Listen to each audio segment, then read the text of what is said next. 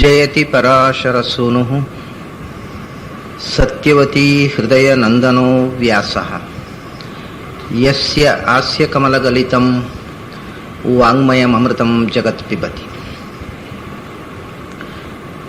ಭುಜಗಭೋಗಾಭಮುದ್ಯಮ್ಯ ಹೃದಯಂ ನಿಜಭುಜಂ ದಕ್ಷಿಣಂ ಲಕ್ಷಣಾಢ್ಯಂ ಲಲಿತಮುದ್ರಿಕ್ತವಿಜ್ಞಾನಮುದ್ರಂ ಭಜ ಭಜ ಅನಂತಮಿತ್ಯಾಲಪಂತಂ ಪ್ರಣತವಾನ್ ಪ್ರಾಣಿನಾಂ ಪ್ರಾಣಭೂತಂ ಪ್ರಣತಿಭಿಃ ಪ್ರಣಯೇ ಪೂರ್ಣಬೋಧಂ. ಭವದವೋಷ್ಣೇನ ತಾತಪ್ಯಮಾನಾನ್ ಭುವಿ ಪರಂ ನಾಥಮಪ್ರೇಕ್ಷಮಾಣಾನ್ ಭುವನಮನ್ಯೇನ ಚ ಅನ್ಯೇನ ದೋಷ್ಣಾ ಭವತು ಭೀರ್ಮಾ ಇತಿ ನಃ ಸಾಂತ್ವಯಂತಂ ಪ್ರಣತವಾನ್ ಪ್ರಾಣಿನಾಂ ಪ್ರಾಣಭೂತಂ ಪ್ರಣತಿಭಿಃ ಪ್ರಣಯೇ ಪೂರ್ಣಬೋಧಂ. ನನ್ನ ಅಧ್ಯಾತ್ಮ ಬಂಧುಗಳೇ, ಆಚಾರ್ಯರ ಒಂದು ಅಪೂರ್ವ ಸ್ತೋತ್ರದ 8 ಪದ್ಯಗಳನ್ನು ನಾವು ನೋಡಿದ್ದೇವೆ. ಇನ್ನೂ 7 ಪದ್ಯ ಇದೆ ಅದರಲ್ಲಿ. ತೀರಾ ಕ್ಲಿಷ್ಟವಾದ ಒಂದು ಪದ್ಯ ನಾವು ಈಗ ಮೊದಲು ನೋಡಬೇಕಾದ್ದು. ಕಾಲಾಕಾಲ ವಿಚಾರಾತಿ ಪ್ರಕಾಲಿತ ಸದಾತನಂ ಪುರುಷಂ ಪ್ರಕೃತಿಸ್ಥಂಚ ಒಂದೇ ವಿಷ್ಣು ಮಜೋತ್ತಮಂ ಅನ್ನೋದು ಆ ಶ್ಲೋಕ, ಆ ಸ್ತೋತ್ರದ 9ನೇ ಶ್ಲೋಕ. ಅದರ ಮೊದಲ ಅರ್ಧ ತೀರಾ ಅಸ್ಪಷ್ಟವಾಗಿದೆ. ಕಾಲಾಕಾಲ ವಿಚಾರಾದಿ ಪ್ರಕಾಲಿತ ಸದಾತನಂ ಅನ್ನುವ ಶಬ್ದ ಮೇಲು ನೋಟಕ್ಕೆ ಯಾವುದೇ ಒಂದು ಖಚಿತವಾದ ಅರ್ಥವನ್ನು ಹೇಳುವುದಿಲ್ಲ. ಅದಕ್ಕೆ ಅರ್ಥವನ್ನು ನಾವು ಹುಡುಕಬೇಕು. ಸಹಜವಾಗಿ ಒಂದು ಭಾಷೆಗೆ ಅರ್ಥ ಕೊಡುವ ಶಕ್ತಿ ಇದೆ, ಹಾಗೆ ಮೇಲು ನೋಟಕ್ಕೆ ಯಾವುದೇ ಒಂದು ಸ್ಪಷ್ಟವಾದ ಅರ್ಥವನ್ನು ಅದು ಹೇಳುವುದಿಲ್ಲ. ಅದನ್ನು ನಾವು ಅರ್ಥದ ಅನ್ವೇಷಣೆಯಲ್ಲಿ ತೊಡಗಿದಾಗ ಅದಕ್ಕೆ ಬೇರೆ ಬೇರೆ ರೀತಿಯಿಂದ ಅರ್ಥ ಮಾಡುವ ಸಾಧ್ಯತೆಗಳಿವೆ. ಒಂದು ಅರ್ಥ ಕಾಲ ಅಕಾಲ ವಿಚಾರ ಅಂತಂದರೆ, ಕಾಲ ಅಂತಂದರೆ ಕಾಲ ನಿಯಾಮಕನಾಗಿರತಕ್ಕಂಥವನು, ಯಾವಾಗಲೂ ಕಾಲದ ಅಭಿಮಾನಿ ದೇವತೆ ಅಂತ ಅರ್ಥ. ಸಂಸ್ಕೃತದಲ್ಲಿ ಹೀಗೊಂದು ನಿಯಮ ಇದೆ, ಯಾವುದೇ ಒಂದು ಜಡವಾಚಕವಾದ ಶಬ್ದವನ್ನು ಬಳಸಿದರೆ ಅದರ ಅಭಿಮಾನಿ ದೇವತೆಯನ್ನು ಇಟ್ಟುಕೊಳ್ಳಬೇಕು ಅಂತ. ಇವಾಗ ನಾವು ಅಗ್ನಿ ಅಂತಂದರೆ ಸಂಸ್ಕೃತದಲ್ಲಿ ಬರಿಯ ಬೆಂಕಿ ಅಂತ ಅಷ್ಟೇ ಅರ್ಥ ಅಲ್ಲವೇ ಅಲ್ಲ, ಬೆಂಕಿಯ ಅಭಿಮಾನಿ ದೇವತೆಯಾದ ಅಗ್ನಿ ಅಂತ ಒಬ್ಬ ಇದ್ದಾನೆ, ಇದು ಅದರ ಜೊತೆಗೆ ಬರುವ ಅರ್ಥ. ಹಾಗೆ ಯಾವುದೇ ಒಂದು ಶಬ್ದವನ್ನು ನಾವು ಬಳಸಿದರೆ ಕೇವಲ ಜಡವಾಚಕವಾಗಿ ಅದನ್ನು ವೇದದಲ್ಲಿ ಅರ್ಥ ಮಾಡಬಾರದು. ಆ ಜಡದ ಅಭಿಮಾನಿ ದೇವತೆಯ ಪರವಾಗಿ ಅರ್ಥ ಮಾಡಬೇಕು ಅಂತ. ಅದಕ್ಕೆ ಅನೇಕ ದೃಷ್ಟಾಂತಗಳು ಇವೆ ವೇದದಲ್ಲಿ. ಮೃದಬ್ರವೀತ್ ಅಂತ ಹೇಳ್ತಾರೆ, ಅಂದರೆ ಮಣ್ಣು ಮಾತನಾಡಿತು. ಆಪೋ ಅಬ್ರುವನ್ ಅಂತ ಹೇಳ್ತಾರೆ ವೇದದಲ್ಲಿ, ಅದರ ಅರ್ಥ ನೀರು ಮಾತನಾಡಿತು ಅಂತ. ಮಣ್ಣು ನೀರು ಮಾತನಾಡಿಕೊಂಡಿತು ಅಂತ. ಜಡವಾಗಿದ್ದರೆ ಅದು ಮಾತನಾಡಿಕೊಳ್ಳುವುದು ಸಾಧ್ಯವಿಲ್ಲ. ಆಗ ಮಣ್ಣಿನ ಅಭಿಮಾನಿ ದೇವತೆ ಮತ್ತು ನೀರಿನ ಅಭಿಮಾನಿ ದೇವತೆ, ಪೃಥ್ವಿ ದೇವತೆ ಮತ್ತು ಜಲಾಭಿಮಾನಿ ದೇವತೆ ಅವರು ಮಾತನಾಡಿದರು ಅಂತ ಶಾಸ್ತ್ರಕಾರರು ಅದಕ್ಕೆ ಅರ್ಥ ಮಾಡ್ತಾರೆ. ಇನ್ನೊಂದು ರೀತಿಯಿಂದ ಈ ಮಾತುಗಳಿಗೆ ಅರ್ಥ ಮಾಡಲಿಕ್ಕೆ ಬರ್ತದೆ, ಅಲಂಕಾರಿಕವಾದ ಮಾತು. ಮಣ್ಣು ಮಾತನಾಡಿತು ಅಂತ ಹೇಳಿದರೆ, ಈಗ ಕಮಲ ಕಣ್ಬಿಟ್ಟಿತು ಅಂತ ಹೇಳ್ತೇವೆ ನಾವು, ಕಮಲ ಅರಳಿತು ಅಂತ ಹೇಳುವ ಬದಲು ಸೂರ್ಯ ಮುಡಿದಾಗ ಕಮಲ ಕಣ್ಣರಳಿಸಿತು. ಕಮಲಕ್ಕೆ ಕಣ್ಣೆಲ್ಲಿದೆ ಅರಳಿಸಲಿಕ್ಕೆ? ಕಮಲ ಕಣ್ಣರಳಿಸಿತು ಅನ್ನೋದು ಒಂದು ಸಾಹಿತ್ಯಿಕವಾದ ಭಾಷೆ. ಅದರ ಅರ್ಥ ಕಮಲ ಕಣ್ಬಿಟ್ಟಿತು ಅಂದರೆ ಕಮಲದ ಪಕಳೆಗಳು ತೆರೆಕೊಂಡವು, ಕಮಲ ಅರಳಿತು ಅಂತ. ಹಾಗೆಯೇ ಮಣ್ಣಿನ ಯಾವುದೋ ಒಂದು ಕ್ರಿಯೆಯಿಂದ ಅದು ಹೀಗೆ ಮಾತನಾಡಿದಂತೆ ಒಬ್ಬ ಕವಿಗೆ ಅನ್ನಿಸಿದರೆ ಮಣ್ಣು ಹೀಗೆ ಮಾತನಾಡಿತು ಅಂತ ಅಂದರೆ ಮಣ್ಣನ್ನು ನೋಡಿದಾಗ ತನಗೆ ಹಾಗೆ ಭಾವನೆ ಬಂತು ಅಂತ ಇಷ್ಟೇ ಅರ್ಥ. ಆ ರೀತಿ ಹೇಳುವುದು ಒಂದಿದೆ, ಅದು ಕವಿಗಳ ಭಾಷೆ ಆಯಿತು. ಆದರೆ ವೇದಾಂತ ಹೀಗೆ ಬರೇ ಕಾವ್ಯಾತ್ಮಕವಾಗಿ ಹೇಳುವುದಿಲ್ಲ, ವಸ್ತುನಿಷ್ಠವಾಗಿ ವಿಷಯವನ್ನು ಹೇಳ್ತದೆ. ಆದ್ದರಿಂದ ಮಣ್ಣು ಮಾತನಾಡಿತು ಅಂದರೆ ಮಣ್ಣು ಮಾತನಾಡಿದ್ದೇ ಇರಬೇಕದು. ಯಾವ ಮಣ್ಣು ಮಾತನಾಡುವುದು ಸಾಧ್ಯ? ಜಡವಾದ ಮಣ್ಣು ಮಾತನಾಡುವುದು ಸಾಧ್ಯ ಇಲ್ಲ. ಅದನ್ನ ಮಣ್ಣಿನ ಅಭಿಮಾನಿ ದೇವತೆ ಅಂದರೆ ಚೇತನವಾದ ಮಣ್ಣು, ಪೃಥ್ವೀ ದೇವತೆ ಅಂತ ಹೇಳ್ತೇವೆ ನಾವು. ಪೃಥ್ವಿತ್ವಯಾ ಧೃತ ಲೋಕಾಹ ದೇವಿತ್ವಂ ವಿಷ್ಣುನಾ ಧೃತ ಅಂತ ಪ್ರಾರ್ಥನೆ ಮಾಡ್ತೇವೆ ನಾವು ಆಸನ ಶುದ್ಧಿಗೆ. ಪೃಥ್ವೀ ದೇವಿ, ನೀನು ಇಡೀ ಜಗತ್ತಿನ ಜನರನ್ನು ಹೊತ್ತುಕೊಂಡಿರುವೆ ಅಂತ ಬರೀ ಮಣ್ಣನ್ನು ಹೇಳುವುದಲ್ಲ. ಅದು ಮಣ್ಣಿನಲ್ಲಿರತಕ್ಕಂಥ ಆ ಶಕ್ತಿಯನ್ನು ಹೇಳೋದು. ಪ್ರಸೀದ ತುಳಸಿ ದೇವಿ, ಪ್ರಸೀದ ಹರಿವಲ್ಲಭೆ, ಕ್ಷೀರೋದ ಮಥನೋದ್ಭೂತೆ, ತುಳಸಿತ್ವಾಂ ನಮಾಮ್ಯಹಂ ಅಂತೇವೆ. ತುಳಸಿ ದೇವಿಯಿಂದ ಆ ಗಿಡವನ್ನು ಕುರಿತು ಹೇಳೋದಲ್ಲ, ಗಿಡಕ್ಕೆ ಏನೂ ತಿಳಿಯೋದಿಲ್ಲ, ಆ ಗಿಡದ ಒಳಗೆ ಇರತಕ್ಕಂಥ ದೇವತಾ ಶಕ್ತಿಯ ಪ್ರಾರ್ಥನೆ. ಹೀಗೆ ನಾವು ಸಂಸ್ಕೃತ ಸಾಹಿತ್ಯದಲ್ಲಿ ಎಲ್ಲಿ ನೋಡಿದರೂ ಜಡದ ಬಳಿ ಅವರು ಪ್ರಾರ್ಥನೆ ಮಾಡುವಂತಹದ್ದನ್ನು ನೋಡ್ತೇವೆ. ಅದರ ಅರ್ಥ ಅವರು ಬರಿಯ ಜಡವನ್ನ ಕಾಣುವುದಿಲ್ಲ, ಜಡದ ಒಳಗೆ ಇರತಕ್ಕಂಥ ಚೇತನ ಶಕ್ತಿಯನ್ನು ಪ್ರಾರ್ಥಿಸ್ತಾರೆ. ಇದು ಎಲ್ಲ ಕಡೆ ಇರತಕ್ಕಂಥ ನಿಯಮ. ಹಾಗೆಯೇ ಇಲ್ಲಿ ಕಾಲ ಅಂದರೆ ಕಾಲದ ಅಭಿಮಾನಿ ದೇವತೆ ಅಂತ ಅರ್ಥ. ಕಾಲದ ಅಭಿಮಾನಿ ದೇವತೆ ಯಾರು? ಚತುರ್ಮುಖ ಬ್ರಹ್ಮ. ಪ್ರಕೃತಿಯೂ ಹೌದು, ಲಕ್ಷ್ಮಿಯೂ ಕಾಲದ ಅಭಿಮಾನಿ ದೇವತೆ, ದುರ್ಗೆ ಕಾಲದ ಅಭಿಮಾನಿ ದೇವತೆ. ಚತುರ್ಮುಖ ಬ್ರಹ್ಮನಿಗೆ ಹೆಸರೇ ಸಂವತ್ಸರ ಅಂತ. ಸಂವತ್ಸರ ಪುರುಷ ಅಂತ ಅವನಿಗೆ ಉಪನಿಷತ್ನಲ್ಲಿ ಕರೆದಿದ್ದಾರೆ.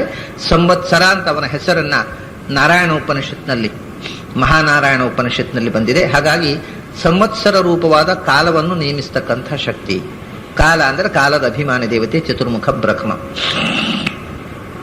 ಅಕಾಲ ಅಂದರೆ ಕಾಲದ ಬಂಧನ ಇಲ್ಲದೆ ಇರತಕ್ಕ ಶಕ್ತಿ, ಕಾಲಾತೀತವಾದದ್ದು. ಅಂದರೆ ಭಗವಂತನನ್ನು ಬಿಟ್ಟರೆ ಇನ್ನೊಂದು ಅಕಾಲ ಅಂತಂದ್ರೆ ಪ್ರಕೃತಿ. ಕಾಲ ಅಂದರೆ ಚತುರ್ಮುಖ, ಅಕಾಲ ಅಂದರೆ ಪ್ರಕೃತಿ, ಅಂದರೆ ಲಕ್ಷ್ಮೀದೇವಿ. ಅದನ್ನೇ ಉಪನಿಷತ್ನಲ್ಲಿ ನಾವು ನೋಡಿದ್ವಿ. ಯಚ್ಚಾನ್ಯ ತ್ರಿಕಾಲಾತೀತಂ, ತ್ರಿಕಾಲಾತೀತವಾದದ್ದು ಒಂದು ಪ್ರಕೃತಿ, ಅದನ್ನು ಬಿಟ್ಟರೆ ಮತ್ತೆ ಭಗವಂತ, ಎರಡು ವಸ್ತುಗಳೇ ಇರೋದು. ಕಾಲಾತೀತವಾದದ್ದು ಅಕಾಲ ಅಂದರೆ ಪ್ರಕೃತಿ, ಶ್ರೀತತ್ವ. ವಿಚಾರ ಅಂತಂದ್ರೆ ಆಕಾಶದಲ್ಲಿ ನಿರಂತರವಾಗಿ ಚಲಿಸುವಂತಹ ಶಕ್ತಿ. ಚಾರ ಅಂದ್ರೆ ಚರಣ, ಸದಾಗತಿ ಅಂತಾರೆ, ಅಂದ್ರೆ ವಾಯುದೇವರು. ವಾಯುದೇವರಿಗೆ ಸದಾಗತಿ ಅಂತ ಹೆಸರು, ಸದಾ ಚಲಿಸುವವರು. ವಿಚಾರ ಅಂದ್ರೆ ಅದೇ ಅರ್ಥ, ವಿಶೇಷವಾಗಿ ಚಲಿಸುವಂತಹ ಶಕ್ತಿ, ಜಗತ್ತಿಗೆ ಚಲನೆ ಕೊಡುವ ಮತ್ತು ತಾನು ನಿರಂತರ ಚಲಿಸುವ ಶಕ್ತಿ. ಹಾಗಾದರೆ ಕಾಲ ಅಂತಂದ್ರೆ ಚತುರ್ಮುಖ ಬ್ರಹ್ಮ ಅಂತ ಆಯಿತು, ಅಕಾಲ ಅಂತಂದ್ರೆ ಲಕ್ಷ್ಮಿ ಅಂತ ಆಯಿತು, ವಿಚಾರ ಅಂದ್ರೆ ವಾಯುದೇವರು ಅಂತ ಆಯಿತು. ಇದು ಶುದ್ಧವಾದ ತತ್ವಗಳು ಅಂತ.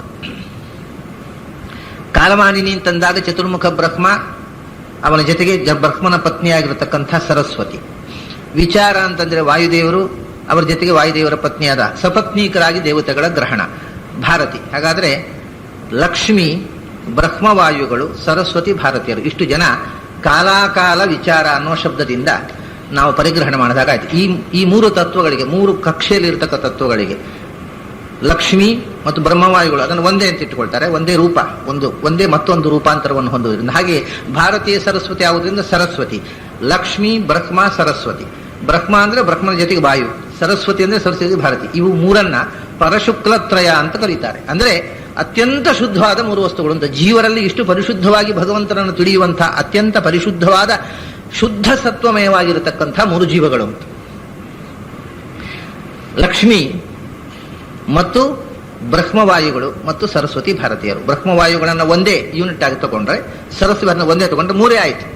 ಮೂರು ಕಕ್ಷೆಯಲ್ಲಿ ಇರತಕ್ಕ ಮೂರು ಶುದ್ಧ ವಸ್ತುಗಳು ಅಂತ, ಪರಶುಕ್ಲತ್ರಯಗಳು ಅಂತ ಹೇಳ್ತಾರೆ ಇವನ್ನು. ಈ ಪರಶುಕ್ಲತ್ರಯಗಳನ್ನು ಕಾಲ, ಅಕಾಲ, ವಿಚಾರ ಅನ್ನೋ ಶಬ್ದದಿಂದ ಆಚಾರ್ಯರು ಹೇಳಿದ್ದಾರೆ. ಮತ್ತು ಆದಿ ಶಬ್ದ ಹಾಕಿದರು, ಅಂದ್ರೆ ಇವರು ಮುಖ್ಯ. ಅನಂತರ ಆದಿ ಶಬ್ದದಿಂದ ಗರುಡಶೇಷ ರುದ್ರಾದಿಗಳು, ಇಂದ್ರಾದಿಗಳು, ಋಷಿಗಳು, ದೇವ ಗಂಧರ್ವರು ಎಲ್ಲರೂ ಬಂದರು. ಇವೆಲ್ಲರಿಂದ, ಕಾಲಾಕಾಲ ವಿಚಾರಾದಿಗಳಿಂದ ಪ್ರಕಾಲಿತ ಅಂದ್ರೆ ಕಲಸಂಖ್ಯಾನೇ ಅಂದ್ರೆ ತಿಳಿಯಲ್ಪಟ್ಟದ್ದು. ಇವರೇ ಮುಖ್ಯವಾಗಿ ಅದನ್ನು ಮೊದಲು ತಿಳಿದವರು ಮತ್ತು ಇವರಿಂದ ತಿಳಿಸಲ್ಪಟ್ಟ ತತ್ವ. ದೇವತೆಗಳಿಂದ ಋಷಿಗಳಿಗೆ, ಋಷಿಗಳಿಂದ ಮಂತ್ರಗಳ ಮೂಲಕ ನಮಗೆ ಈ ತತ್ವದ ಅರಿವು ಬಂತು. ಹಾಗಾಗಿ ಕಾಲ, ಅಕಾಲ, ವಿಚಾರ, ಬ್ರಹ್ಮದೇವರು ಮತ್ತು ವಾಯುದೇವರು, ಸರಸ್ವತಿ, ಭಾರತೀಯರು ಮತ್ತು ಶ್ರೀತತ್ವ. ಈ ತತ್ವಗಳ ಮೂಲಕ ಆದಿ ಮುಂತಾದ ಇವರ ಅನಂತರ ಇರತಕ್ಕಂಥ ರುದ್ರೇಂದ್ರಾದಿ ದೇವತೆಗಳ ಮೂಲಕ ಪ್ರಕಾಲಿತ ಅಂದರೆ ಕಲ ಅಂದರೆ ಟು ನೋ,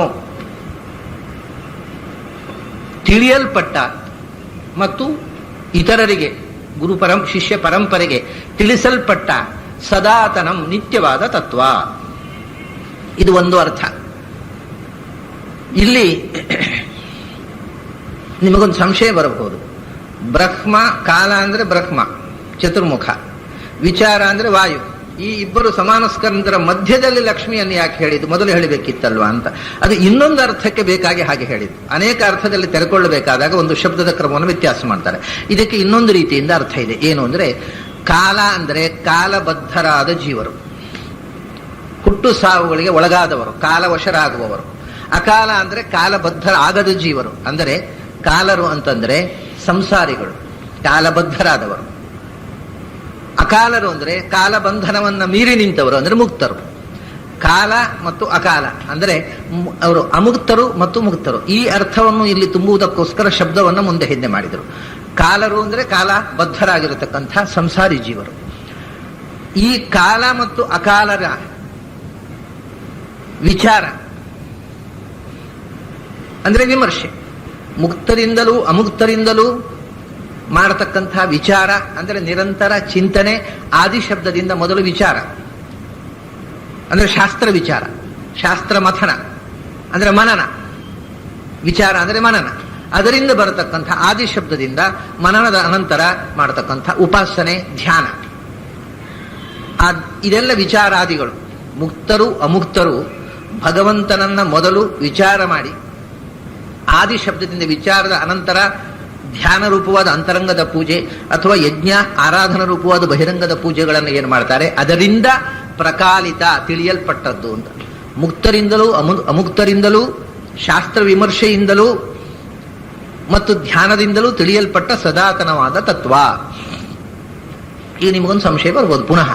ಹೌದು, ಅಮುಕ್ತರು ಧ್ಯಾನ ಮಾಡುವುದು, ಶಾಸ್ತ್ರ ವಿಚಾರ ಮಾಡುವುದು ಎಲ್ಲ ಸರಿ. ಮುಕ್ತರು ಎಂಥದ್ದು ವಿಚಾರ ಮಾಡೋದು? ಅವರಿಗೆಲ್ಲ ತಿಳಿದ ಮೇಲೆ ಮೋಕ್ಷಕ್ಕೆ ಹೋಗಿ ಮತ್ತೆ ಪುನಃ ಶಾಸ್ತ್ರ ವಿಚಾರ ಎಂಥದ್ದು ಮಾಡೋದು? ಅಲ್ಲಿ ಹೋಗಿಯೋ ಅವರು ಶಾಸ್ತ್ರ ಪಾಠ ಶಾಂತಿ ಪಾಠವೇ ಹಾಕಬೇಕಾದರೆ ಮುಕ್ತಿಗೆ ಹೋಗೋದು ಯಾಕೆ ಮತ್ತೆ? ಮುಕ್ತಿಗೆ ಹೋದ ಮೇಲೆ ಕೂಡ ಶಾಸ್ತ್ರದ ಚಿಂತನೆ ಮತ್ತು ಧ್ಯಾನ ಅಂತ ಉಂಟು. ಧ್ಯಾನ ಯಾಕೋಸ್ಕರ ಮಾಡೋದು? ಭಗವಂತನ ಸಾಕ್ಷಾತ್ಕಾರಕ್ಕೋಸ್ಕರ ಧ್ಯಾನ. ಅದು ಯಾವಾಗ ಆಯಿತೋ ಆಮೇಲೆ ಪುನಃ ಧ್ಯಾನ ಯಾಕೆ ಮಾಡೋದು? ಅದರಿಂದ ಅಮುಕ್ತರು ಸರಿ ಧ್ಯಾನ ಮಾಡೋದು, ವಿಚಾರ ಮಾಡೋದು. ಮುಕ್ತರು ವಿಚಾರ ಮಾಡಲಿಕ್ಕೆ ಏನುಂಟು? ಅವರು ಎಲ್ಲ ಜ್ಞಾನವನ್ನ, ಪ್ರಕಾಶ ಸ್ವರೂಪರವರು, ಜ್ಞಾನದ ವಿಕಾಸ ಆದವರು. ಅವರು ಧ್ಯಾನ ಮಾಡಲಿಕ್ಕೆ ಏನುಂಟು? ಅವರು ಧ್ಯಾನ ಮಾಡಲಿಕ್ಕೆ ಉಂಟು. ಗೀತೆಯಲ್ಲಿ ಕೃಷ್ಣ ಹೇಳ್ತಾನೆ, ಬುದ್ಧೌ ಶರಣಮನ್ವಿಚ್ಛ ಅಂತ. ಬುದ್ಧಿ ಬಂದ ಮೇಲೂ, ಬುದ್ಧಿ ಅಂದ್ರೆ ಜ್ಞಾನ, ಭಗವಂತನ ಅರಿವು ಬಂದ ಮೇಲೂ ಕೂಡ ಭಗವಂತನ ಜ್ಞಾನ ಮಾರ್ಗದಲ್ಲಿ ಶರಣನಾಗು, ಮತ್ತೆ ಜ್ಞಾನ ಮಾರ್ಗವನ್ನು ನಿಲ್ಲಿಸಿ ಬಿಡಬೇಡ ಅಂತ. ತಿಳಿಯಿತು ಅಂತ ತಿಳಿಯೋದೇ ದೊಡ್ಡ ತಪ್ಪು. ಆದ್ದರಿಂದ ತಿಳಿದ ಮೇಲೂ ಮತ್ತಷ್ಟು ತಿಳಿಯಲಿಕ್ಕೆ ಪ್ರಯತ್ನ ಮಾಡುವಂತ. ಮುಕ್ತರಿಗೂ ಕೂಡ ಭಗವಂತ ಪೂರ್ತಿ ತಿಳಿದಿರಲ್ಲ, ಅಲ್ಲಿಯೂ ಭಗವಂತನ ಚಿಂತನೆ ನಡೀತಾನೇ ಇರ್ತದೆ. ಹಾಗಾದ್ರೆ ಕಷ್ಟ ಆಯ್ತಲ್ಲ. ಈಗಲೂ ಸಾಧನೆ, ಆಗಲೂ ಸಾಧನೆ, ಒಂದು ಸಾಧನೆ ಮಾಡಿ ಒಂದು ಸಿದ್ಧಿ ಇಲ್ಲ. ಆ ಚಿಂತನೆ ಉಂಟಲ್ವಾ, ಅದು ಸಿದ್ಧಿ ರೂಪ. ಇದು ಸಾಧನ ರೂಪ, ಅದು ಸಿದ್ಧಿ ರೂಪ. ಅದು ಏನನ್ನೋ ಪಡೆಯುವುದಕ್ಕೋಸ್ಕರ ಸಾಧನೆ ಅಲ್ಲ. ಹಾಗೆ ಚಿಂತನೆ ಮಾಡುವುದೇ ಒಂದು ಆನಂದಮಯವಾದ ಸ್ಥಿತಿ. ಅದರಿಂದ ಅದೇ ಒಂದು ಸಿದ್ಧಿ. ಈಗ ಕಷ್ಟದಿಂದ ಸಾಧಿಸುವುದು, ಆಗ ಅದು ಸಹಜ ಸ್ಥಿತಿ.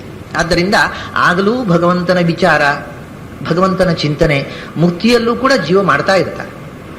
ಎಷ್ಟು ಮಾಡಿದರೂ ಮುಗಿಯದ ಚಿಂತನೆ ಅದು. ಆದ್ದರಿಂದ ಬುದ್ಧವು ಶರಣಮನ್ವಿಚ್ಛ ಅಂತ.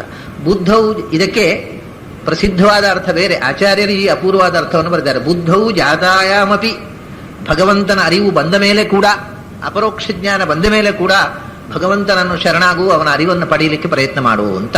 ಈ ಅರ್ಥವೂ ಈ ಗೀತೆಯ ಶ್ಲೋಕಕ್ಕಿದೆ ಅಂತ ಆಚಾರ್ಯರು ಹೇಳಿದ್ದಾರೆ. ಆದ್ದರಿಂದ ಮುಕ್ತರೂ ಕೂಡ ಹೌದು, ಅವರು ಚಿಂತನೆ ಮಾಡಲಿ, ಅವರು ಧ್ಯಾನ ಮಾಡೋದು, ಯಜ್ಞಯಾಗಾದಿಗಳನ್ನು ಮಾಡೋದು ಅಂದ್ರೆ ಏನು? ಭಾರತದಲ್ಲಿ ಒಂದು ಮಾತಿದೆ, ಕೃಷ್ಣೋ ಮುಕ್ತೈ ಇಜ್ಯತೆ ವೀತ ಮೋಹೈ. ಮುಕ್ತರು ಕೂಡ ಕೃಷ್ಣನನ್ನು ಯಜ್ಞಯಾಗಗಳಿಂದ ಆರಾಧನೆ ಮಾಡ್ತಾರೆ. ಹಾಗಾದ್ರೆ ಅಂತರಂಗ ಪೂಜೆ, ಬಹಿರಂಗ ಪೂಜೆಯೂ ಮುಕ್ತಿಯಲ್ಲಿದೆ ಅಂತ. ಶಾಸ್ತ್ರದ ನಿರಂತರ ವಿಮರ್ಶೆ, ಅವರಿಗೇನು ಶಾಸ್ತ್ರ ಅರ್ಥ ಆಗಿ ಎಲ್ಲ ಆಗಿ ಆಮೇಲೆ ಮೋಕ್ಷಕ್ಕೆ ಹೋಗುದು. ಮತ್ತೆ ಪುನಃ ಶಾಸ್ತ್ರದ ವಿಮರ್ಶೆ ಎಂಥದ್ದು? ಭಗವಂತನ ಗುಣ ಚಿಂತನೆ ಮಾಡಲಿ. ಶಾಸ್ತ್ರ ವಿಚಾರ ಎಂಥದ್ದು ಮಾಡೋದು ಅವರು? ಶಾಸ್ತ್ರ ವಿಚಾರವೂ ಇದೆ. ವೇದದಲ್ಲಿ ಒಂದು ಮಾತಿದೆ, ಮುಕ್ತಿಯಲ್ಲಿ ಏನಾಗ್ತಾ ಇದೆ? ಬ್ರಹ್ಮಾತ್ವೋ ವದತಿ ಜಾತ ವಿದ್ಯಾಂ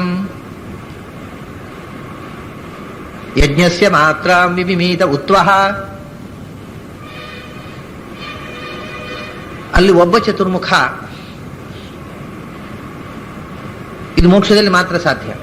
ಅನೇಕ ಮಂದಿ ಚತುರ್ಮುಖರು ಇರೋದು, ಬ್ರಹ್ಮರು. ಒಬ್ಬ ಚತುರ್ಮುಖ ಋಗ್ವೇದವನ್ನ ಹಿಡ್ಕೊಂಡು ಅದರ ಅರ್ಥ ಚಿಂತನೆ ಮಾಡ್ತಾ ಇದ್ದಾನಂತೆ. ಒಬ್ಬ ಚತುರ್ಮುಖ ಯಜುರ್ವೇದ, ಗಾಯತ್ರಂತ್ವೋ ಗಾಯತಿ ಶಕ್ವರೀಷು. ಒಬ್ಬ ಸಾಮವೇದದ ಗಾಯತ್ರಿ ಛಂದಸ್ಸಿಗೆ ಶಕ್ವರಿ ಸಾಮ ಅಂತ, ಅಂದ್ರೆ ಒಂದು ರಾಗ ವಿಶೇಷ. ಗಾಯತ್ರಿ ಛಂದಸ್ಸನ್ನ ಶಕ್ವರಿ ರಾಗ ಸಾಮದಲ್ಲಿ ಹಾಡುತ್ತಾ ಆ ಗಾನದಿಂದ ಬರುವ ಅರ್ಥ ವಿಶೇಷಗಳನ್ನು ಅನುಮಾನ.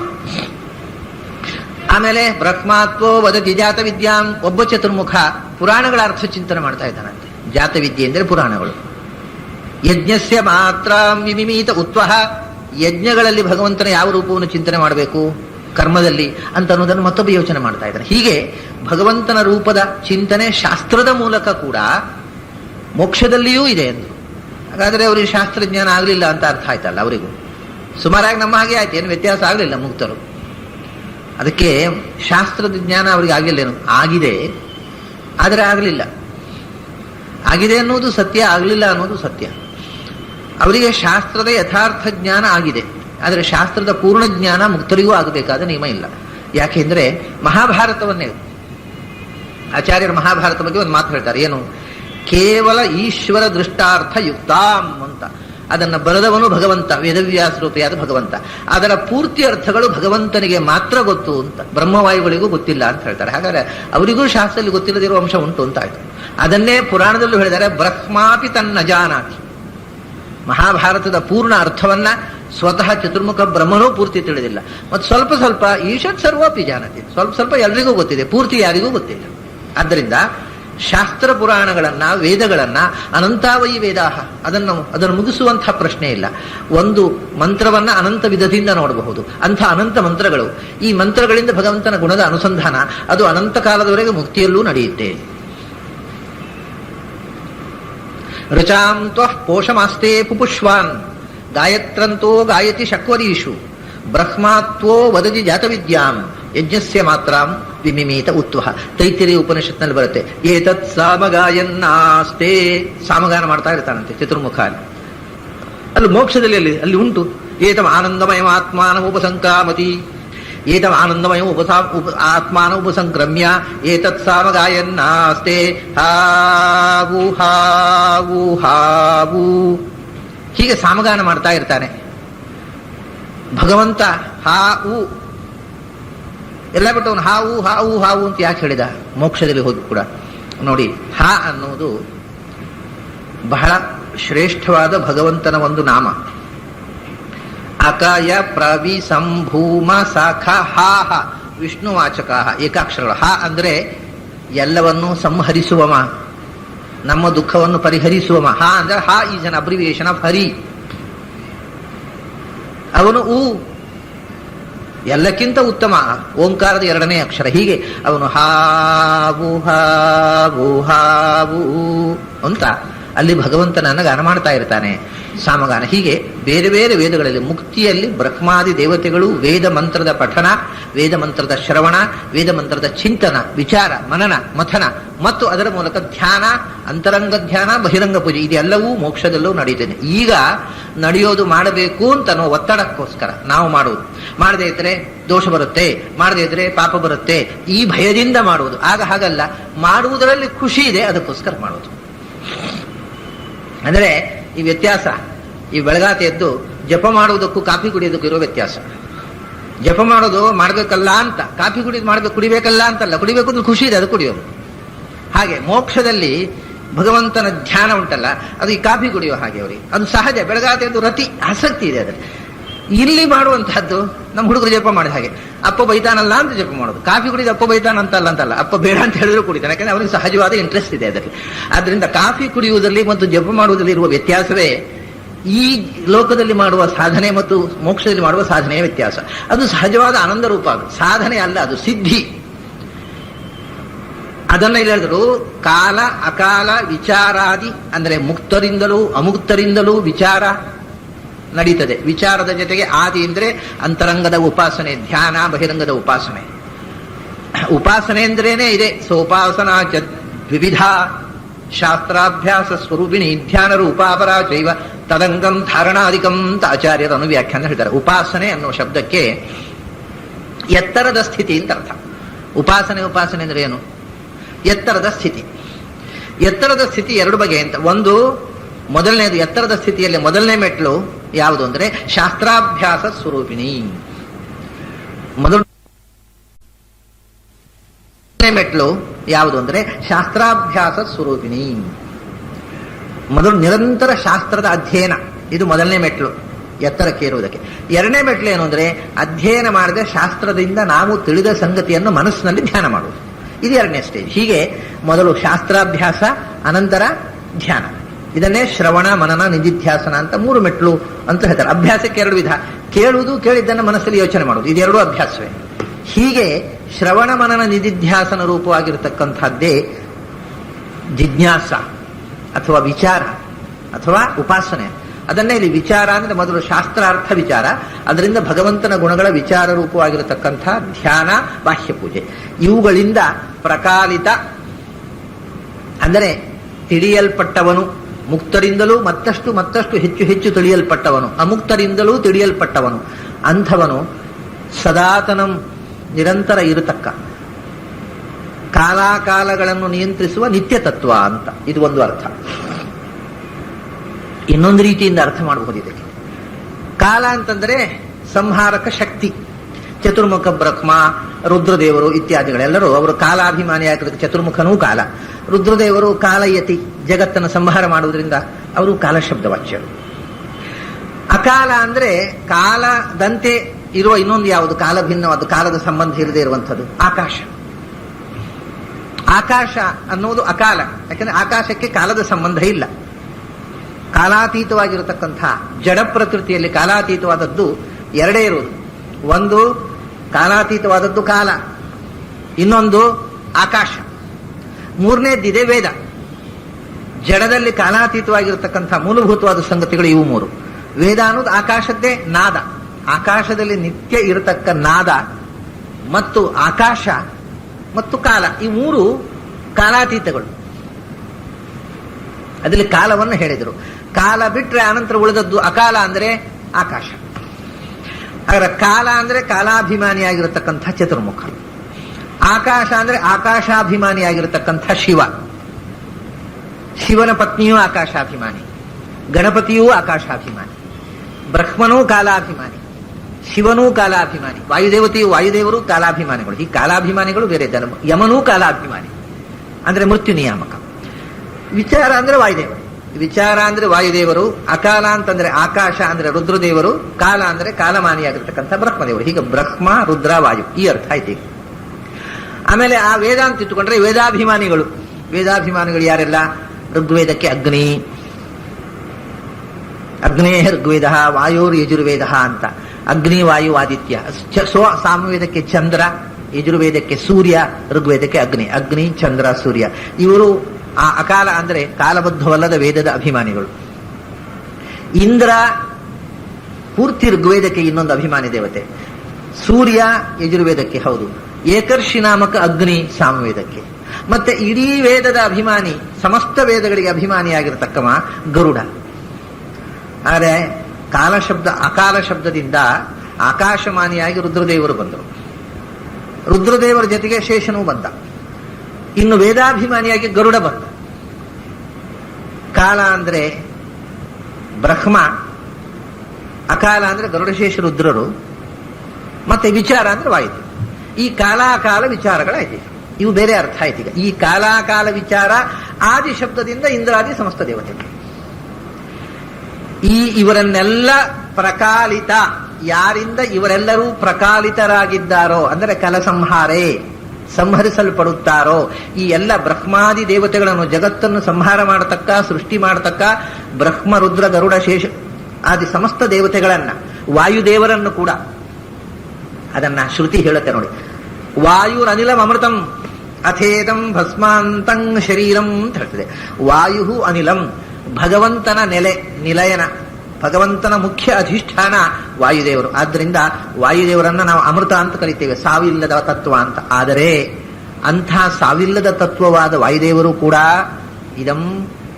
ಇದಂ ಶರೀರಂ, ಅಂಥ ವಾಯುದೇವರ ಶರೀರ ಭಸ್ಮಾಂತಂ, ಅದು ಸುಟ್ಟು ನಾಶವಾಗಲೇಬೇಕು. ಅವರು ಸಶರೀರರಾಗಿ ಮೋಕ್ಷಕ್ಕೆ ಹೋಗುವುದು ಸಾಧ್ಯ ಇಲ್ಲ. ವಾಯುದೇವರು ಅಮೃತರಾದರೂ ಅವರ ಶರೀರ ನಾಶವಾಗಿಯೇ ಮುಕ್ತಿ ಹೋಗಬೇಕು. ಅದೇ ವಿಚಾರವನ್ನು ಅಂದ್ರೆ ನಿರಂತರ ಚಲಿಸುವ ಅಮೃತ ತತ್ವವನ್ನು ಕೂಡ ಪ್ರಕಾಲಿತ, ಸಂಹರಿಸಿದಂಥ, ತಾನು ಮಾತ್ರ ಯಾರ ಹುಟ್ಟು ಸಾವುಗಳ ನಿಯಂತ್ರಣಕ್ಕೂ ಒಳಪಡದ ಸದಾತನವಾದ ತತ್ವ. ಕಾಲಾಕಾಲ ವಿಚಾರಾದಿ ಪ್ರಕಾಲಿತ ಸದಾತನಂ ಅನ್ನುವುದಕ್ಕೆ ಹೀಗೆ ನಾನೀಗ ನಿಮ್ಮ ಮುಂದೆ ಇದು ಅರ್ಥವೇ ಆಗದ ಒಂದು ಶಬ್ದಗಳ ಪುಂಜ. ಇದಕ್ಕೆ 3 ಅರ್ಥ ನಿಮ್ಮ ಮುಂದೆ ಇಟ್ಟೆ. ಇನ್ನು ನೀವು ಯೋಚನೆ ಮಾಡಿ 4ನೇ ಅರ್ಥ, 5ನೇ ಅರ್ಥ, 6ನೇ ಅರ್ಥ ನೀವೇ ಮಾಡಿಕೊಂಡು ಹೋಗಬಹುದು. ಕಾಲಾಕಾಲ ವಿಚಾರಾದಿ ಪ್ರಕಾಲಿತ ಸದಾತನಂ, ಅವನು ಯಾರು? ಈ ಕಾಲ ಅಕಾಲ ವಿಚಾರ ಅಂದ್ರೆ ಬ್ರಹ್ಮರುದ್ರಾದಿಗಳನ್ನ, ಗರುಡಶೇಷರನ್ನ, ಇಂದ್ರಾದಿಗಳನ್ನ ನಿಯಂತ್ರಿಸುವವನು, ಅವರನ್ನೂ ಸಂಹರಿಸುವವನು, ಮುಕ್ತರಿಂದಲೂ ಅಮುಕ್ತರಿಂದಲೂ ಸದಾ ಚಿಂತಿಸಲ್ಪಡುವವನು, ಬ್ರಹ್ಮ ಲಕ್ಷ್ಮೀ ವಾಯು ಮುಂತಾದವರಿಂದಲೂ ಚಿಂತಿಸಲ್ಪಡುವಂಥ ಪರಶುಕ್ಲತ್ರಯದಿಂದಲೂ ಚಿಂತಿಸಲ್ಪಡುವವನು ಅಂಥ ಭಗವಂತ ಯಾರವನು? ಪುರುಷಂ ಪ್ರಕೃತಿಸ್ಥಂಚ ಒಂದೇ ವಿಷ್ಣುಂ ಅಜೋತ್ತಮಂ ಅಂತಂದ್ರು. ಅವನೇ ಪುರುಷ ಅಂದ್ರು. ಅಂದ್ರೆ ಪುರುಷ ಸೂಕ್ತ ಪ್ರತಿಪಾದ್ಯ. ಸಹಸ್ರ ಶೀರ್ಷ ಪುರುಷ ಸಹಸ್ರಾಕ್ಷ ಸಹಸ್ರಪಾತ್. ಪುರುಷ ಅನ್ನುವ ಶಬ್ದಕ್ಕೆ ವೇದದಲ್ಲಿ ವಿಷ್ಣು ಅಂತ ಅಲ್ಲದೆ ಬೇರೆ ಅರ್ಥವೇ ಇಲ್ಲ, ಎಲ್ಲಿಯೂ ಇಲ್ಲ. ಅಂದ ಅವನು ಪುರುಷ ಶಬ್ದವಾಚ್ಯ. ಯಾಕೆ ಪುರುಷ ಶಬ್ದವಾಚ್ಯ? ಅದಕ್ಕೆ ಕಾರಣವನ್ನು ನಾನು ಈ ಮೊದಲು ಪುರುಷ ಶಬ್ದದ ವಿವರಣೆ ಮಾಡುವಾಗ ಹೇಳಿದ್ದೆ. ಅವನು ನಿಜವಾಗಿ ಲೋಕದಲ್ಲಿ 3 ಥರದ ಪುರುಷರನ್ನ ಹೇಳ್ತಾರೆ ಶಾಸ್ತ್ರದಲ್ಲಿ. 3 ಪುರುಷರನ್ನ. ಒಂದು ಪುರುಷ ಅಂದ್ರೆ ಈ ದೇಹದಲ್ಲಿ ಇರತಕ್ಕ ಜೀವ, ಅವನನ್ನ ಕ್ಷರ ಪುರುಷ ಅಂತ ಕರೆದರು. ದೇಹ ನಾಶವಾಗುತ್ತೆ, ದೇಹ ಹುಟ್ಟುತ್ತೆ, ಹುಟ್ಟು ಸಾವುಗಳಿಗೆ ಬದ್ಧವಾದ ದೇಹದಲ್ಲಿ ಇರತಕ್ಕ ಜೀವ ಕ್ಷರ ಪುರುಷ. ಕ್ಷರವಾದ ಪುರದಲ್ಲಿ ಇರುವವ. ಕ್ಷರ ಅಂದ್ರೆ ನಾಶ, ನಾಶವಾಗುವ ದೇಹದೊಳಗೆ ಇರತಕ್ಕಂಥ ಜೀವ. ಅದು ಬ್ರಹ್ಮಾದಿಗಳೆಲ್ಲ ಆಯ್ತು. ಬ್ರಹ್ಮನಿಂದ ಹಿಡಿದು ನಾವು ನೀವು ಹುಳು ಹುಪ್ಪಟ್ಟೆ ತನಕ ಎಲ್ಲವೂ, ವನಸ್ಪತಿಗಳು, ಪ್ಲಾಂಟ್ಸ್ ಎಲ್ಲವೂ ಕ್ಷರ ಪುರುಷರು. ಆಮೇಲೆ ನಾಶವಿಲ್ಲದ ಪುರದಲ್ಲಿ ಇರುವವಳು ಅಕ್ಷರ ಪುರುಷಳು.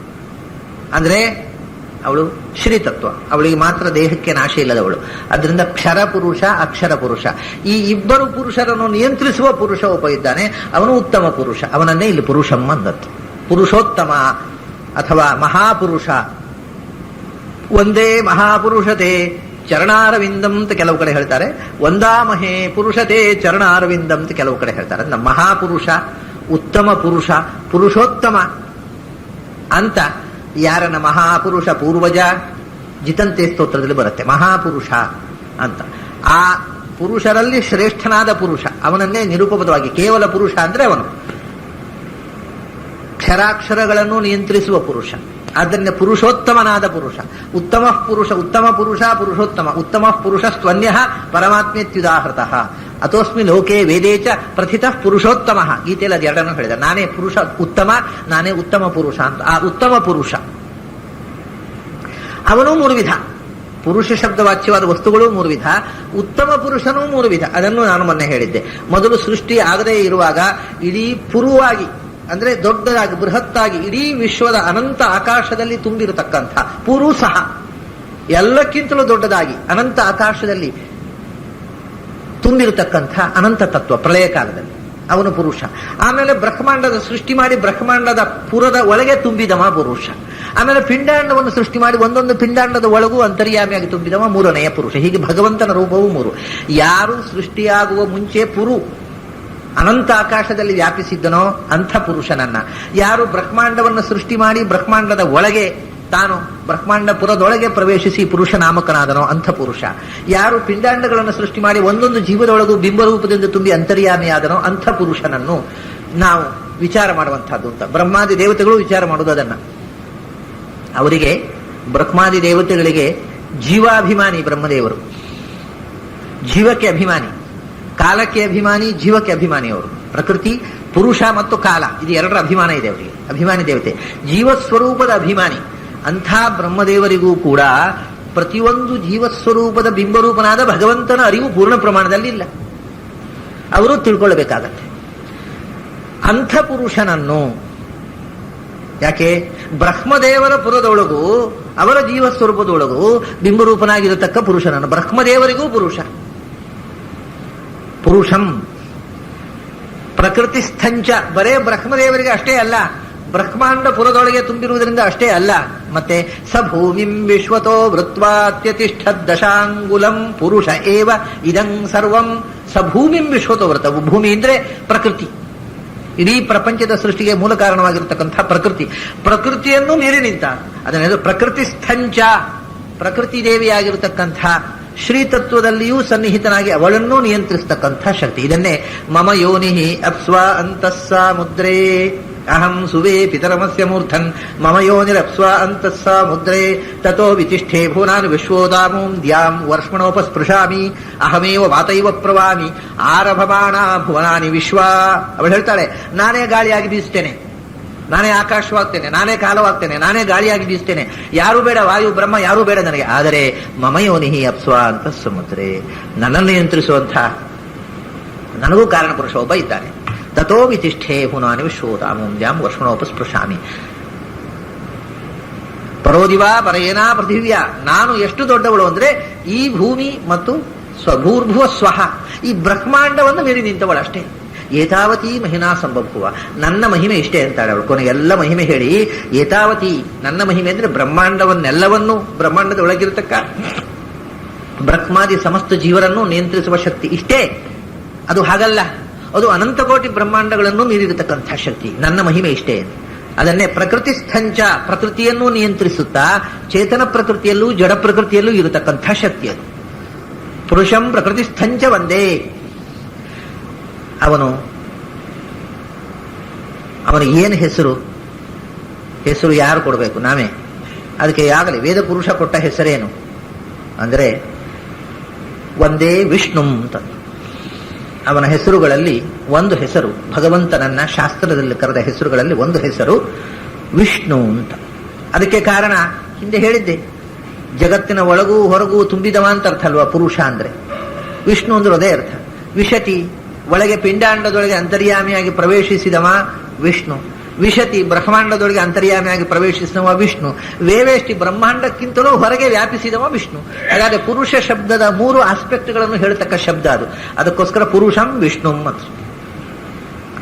ಮುಂದೆ ಹೇಳಬೇಕಾದ ಒಂದು ಮಾತಿಗೆ ಪೂರಕವಾಗಿ ಒಂದು ವಿಶೇಷಣ ಕೊಡ್ತಾರೆ. ಪುರುಷಂ ಪ್ರಕೃತಿಸ್ಥಂಚ ಒಂದೇ ವಿಷ್ಣುಂ ಅಜೋತ್ತಮಂ ಅಂತ.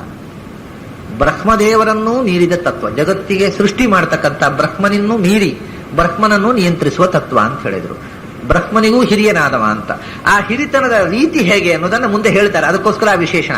ಬ್ರಹ್ಮಣ ಪಿತರಂ ವಂದೇ ಶಂಕರಸ್ಯ ಪಿತಾಮಹಂ ಶ್ರಿಯಃಪತಿಮಜಂ ನಿತ್ಯಂ ಇಂದ್ರಾದಿ ಪ್ರಪಿತಾಮಹಂ ಅಂತ. ಬಹಳ ಸುಂದರವಾದ ಶ್ಲೋಕ ಇದು. ಇಷ್ಟು ಚಂದದ ಶ್ಲೋಕವನ್ನ ಮರೆತು ಬಿಟ್ರಲ್ಲ ಪಾರಾಯಣ ಮಾಡುವವರು ಅಂತ ದುಃಖ ಆಗತ್ತೆ. ಅವನು ಯಾರು ಅಂದ್ರೆ, ಅವನು ಬ್ರಹ್ಮನಿಗೆ ಅಪ್ಪ, ಶಿವನಿಗೆ ಅಜ್ಜ, ಇಂದ್ರಾದಿಗಳಿಗೆ ಮುತ್ತಜ್ಜ, ಲಕ್ಷ್ಮಿಗೆ ಗಂಡ, ಮತ್ತು ಅವನಿಗೆ ಅಪ್ಪನೂ ಇಲ್ಲ, ಅಜ್ಜನೂ ಇಲ್ಲ, ಮುತ್ತಜ್ಜನೂ ಇಲ್ಲ. ಬ್ರಹ್ಮಣ ಪಿತರಂ ಬಂದೆ, ಬ್ರಹ್ಮದೇವರಿಗೂ ಮೇಲಿನ ತತ್ವ ಅಂದ್ರೆ ಏನು ಅಂದ್ರೆ ಸಾಕ್ಷಾತ್ ಬ್ರಹ್ಮದೇವನ ಮೇಲಿನ ತತ್ವ. ಬ್ರಹ್ಮದೇವರಿಗೆ ತಂದೆ, ಬ್ರಹ್ಮಣ ಪಿತರಂ. ಇನ್ನು ಯಾರಿಗೂ ಅವನು ಸಾಕ್ಷಾತ್ ಅಪ್ಪ ಅಲ್ಲ, ಬ್ರಹ್ಮದೇವರಿಗೆ ಮಾತ್ರ ಆ ಭಾಗ್ಯ. ಅದನ್ನ ಬ್ರಹ್ಮಣ ಪಿತರಂ ಬಂದೆ, ಬ್ರಹ್ಮದೇವರಿಗೆ ತಂದೆ. ಶಂಕರಸ್ಯ ಪಿತಾಮಹಂ, ಭಗವಂತನ ನಾಭಿಯಿಂದ ಬ್ರಹ್ಮದೇವರ ಸೃಷ್ಟಿ.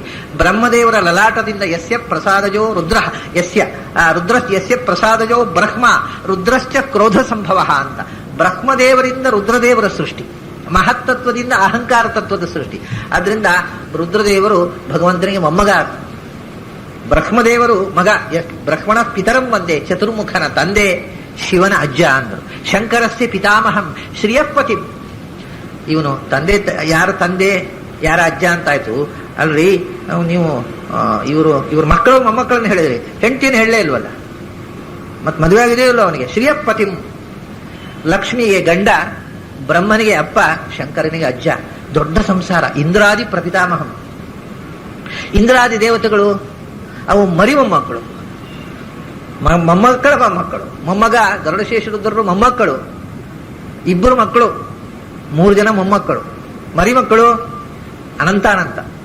ಇಂದ್ರಾದಿ ಅದಕ್ಕೆ ಆರಿಸಿದ್ದಾರೆ. ಮತ್ತೆ ಮರಿಮಕ್ಕಳ ಮಕ್ಕಳು, ಮರಿಮಕ್ಕಳ ಮಕ್ಕಳ ಮಕ್ಕಳು, ಅದನ್ನು ಹೇಳ್ತಾ ಹೋದ್ರು. ಇಂದ್ರಾದಿಗಳು ಇವನ ಮೊಮ್ಮಕ್ಕಳ ಮಕ್ಕಳು. ಶ್ರೀಯಪತಿಂ, ಇವನು ಸ್ವತಃ ಲಕ್ಷ್ಮಿಯ ಪತಿ. ಹೌದು, ಇವನ ಮಕ್ಕಳು ಕಥೆ ಹೇಳಿದ್ರಿ. ಇವಳು ತಂದೆ ತಾಯಿ ಯಾರು? ಅಜಂ ನಿತ್ಯಂ. ಅವನು ಹುಟ್ಟಿಸಿದ ಅಪ್ಪನೂ ಇಲ್ಲ, ಅವನಿಗೆ ನಾಶವೂ ಇಲ್ಲ. ಅಜಂ ನಿತ್ಯಂ. ಬ್ರಹ್ಮಣ ಪಿತರಂ ಬಂದೇ ಶಂಕರಸ್ಯ ಪಿತಾಮಹಂ ಶ್ರೀಯಪತಿಂ ಅಜಂ ನಿತ್ಯಂ ಇಂದ್ರಾದಿ ಪ್ರಪಿತಾಮಹಂ. ಭಾರಿ ಸುಂದರವಾದ ಶ್ಲೋಕ ಇದು. ಈ ಹಿಂದಿನ ಶ್ಲೋಕ ಬಹಳ ಕಷ್ಟ. ಇದು ಏನು ಕ್ಲೇಶ ಇಲ್ಲ, ಮಕ್ಕಳಿಗೂ ಅರ್ಥವಾಗುವಷ್ಟು ಸರಳವಾಗಿದೆ, ಅಷ್ಟು ಸುಂದರವಾಗಿದೆ. ಇಡೀ ಒಂದು ರೀತಿಯಿಂದ ಇದರಲ್ಲಿ ಅನುಸಂಧಾನ, ದೇವತಾ ತಾರತಮ್ಯದ ಅನುಸಂಧಾನ ಇದೆ.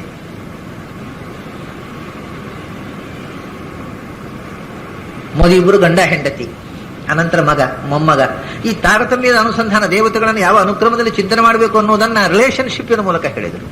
ಬ್ರಹ್ಮಣ ಪಿತರಂ ವಂದೇ ಶಂಕರಸ್ಯ ಪಿತಾಮಹಂ ಶ್ರಿಯಃಪತಿಮಜಂ ನಿತ್ಯಂ ಇಂದ್ರಾದಿ ಪ್ರತಾಮಹಂ ಪ್ರತಿಸ್ಥಿತಂ ವಿಷ್ಣುಂ ನಿತ್ಯಾಮೃತಮನಾಮಯಂ ಶಂಖಚಕ್ರಧರಂ ವಂದೇ ವರಾಭಯ ಕರೋದ್ಯತಂ. ಪುನಃ ರೂಪಗಳ ಧ್ಯಾನಕ್ಕೆ ಬರ್ತಾರೆ. ಪ್ರತಿಸ್ಥಿತಂ ವಿಷ್ಣುಂ ನಿತ್ಯಾಮೃತಮನಾಮಯಂ. ಅವನು ಎಲ್ಲಿದ್ದಾನಪ್ಪ, ಅವನನ್ನು ಎಲ್ಲಿ ಧ್ಯಾನ ಮಾಡಬೇಕು ಅಂದ್ರೆ ಪ್ರತಿಸ್ಥಿತಂ, ಪ್ರತಿಯೊಬ್ಬರಲ್ಲೂ ಇದ್ದಾನೆ. ಎಲ್ಲಿ ಹುಡುಕಲಿಕ್ಕೆ ಯಾಕೆ ಹೋಗ್ತೀನಿ? ಪ್ರತಿಸ್ಥಿತಂ, ಪ್ರತಿಯೊಂದು ವಸ್ತುವಿನಲ್ಲೂ ಅವನು ನೆಲೆಸಿದ್ದಾನೆ. ಅವನು ಹುಡುಕಿ ಎಲ್ಲಿದ್ದಾನೆ ಅಂತ ಹುಡುಕಿಕೊಂಡು ಹೋಗಬೇಕಾಗಿಲ್ಲ. ಯಾವ ಕ್ಷೇತ್ರದಲ್ಲಿದ್ದಾನೆ ಎಲ್ಲ ಕ್ಷೇತ್ರದಲ್ಲೂ ಇದ್ದಾನೆ. ಯಾವ ದೇಹದಲ್ಲಿದ್ದಾನೆ ಎಲ್ಲ ದೇಹದಲ್ಲೂ ಇದ್ದಾನೆ. ಅವನು ಇಲ್ಲದ ಜಾಗ ಎಲ್ಲಿ ಅಂತ ಕೇಳಿದ್ರೆ ಹೇಳೋದು ಕಷ್ಟ ಆಗುತ್ತೆ. ಇದ್ದ ಜಾಗ ಎಲ್ಲಿ ಅಂತ ಹೇಳಬೇಕಾದ ಪ್ರಶ್ನೆ, ಎಲ್ಲಿ ಬೇಕಾದ್ರೆ ಅಲ್ಲಿದ್ದಾನೆ. ಆದರೆ ಹಾಗಾದ್ರೆ ಎಲ್ಲಿ ಧ್ಯಾನ ಮಾಡಬಹುದು ಅಂದ್ರೆ, ನಿನ್ನ ಮನಸ್ಸಿಗೆ ಎಲ್ಲಿ ಭಗವಂತನ ಅರಿವು ಜಾಗೃತವಾಗುತ್ತೋ ಅಲ್ಲಿ ಧ್ಯಾನ ಮಾಡಬೇಕು. ಎಲ್ಲ ಕಡೆ ಇದ್ದಾನೆ ಹೌದು, ಆದರೆ ಎಲ್ಲ ಕಡೆ ಭಗವಂತನ ಇರವು ಎಲ್ಲ ಕಡೆ ಇರುವುದು ನಿಜವಾದರೂ ಇರವಿನ ಅರಿವು ಎಲ್ಲಿ ಬರುತ್ತೆ ಅದು ನಮಗೆ ಮುಖ್ಯ. ಅವನು ಇರೋದು ಮುಖ್ಯ ಅಲ್ಲ, ಎಲ್ಲ ಕಡೆಯೂ ಇದ್ದಾನೆ. ಇದ್ರೆ ಏನು ಉಪಯೋಗ, ನಮಗೆ ಗೊತ್ತಾಗಬೇಕಲ್ಲ.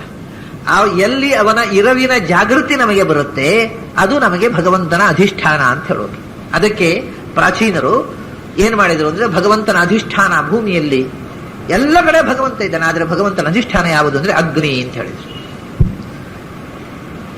ಅಗ್ನಿಯಲ್ಲಿ ಭಗವಂತನ ಆರಾಧನೆ ಮಾಡುವುದು ಇದು ವೇದ ಕಾಲದಲ್ಲಿ ಭಗವಂತನ ಮುಖ್ಯ ಪ್ರತೀಕ. ಭೂಮಿಯಲ್ಲಿ ಭೌಮ ಸ್ತರದಲ್ಲಿ ಭಗವಂತನ ಮುಖ್ಯ ಪ್ರತೀಕ ಯಾವುದು ಅಂದ್ರೆ ಅಗ್ನಿ ಅಂತ ಹೇಳಿ.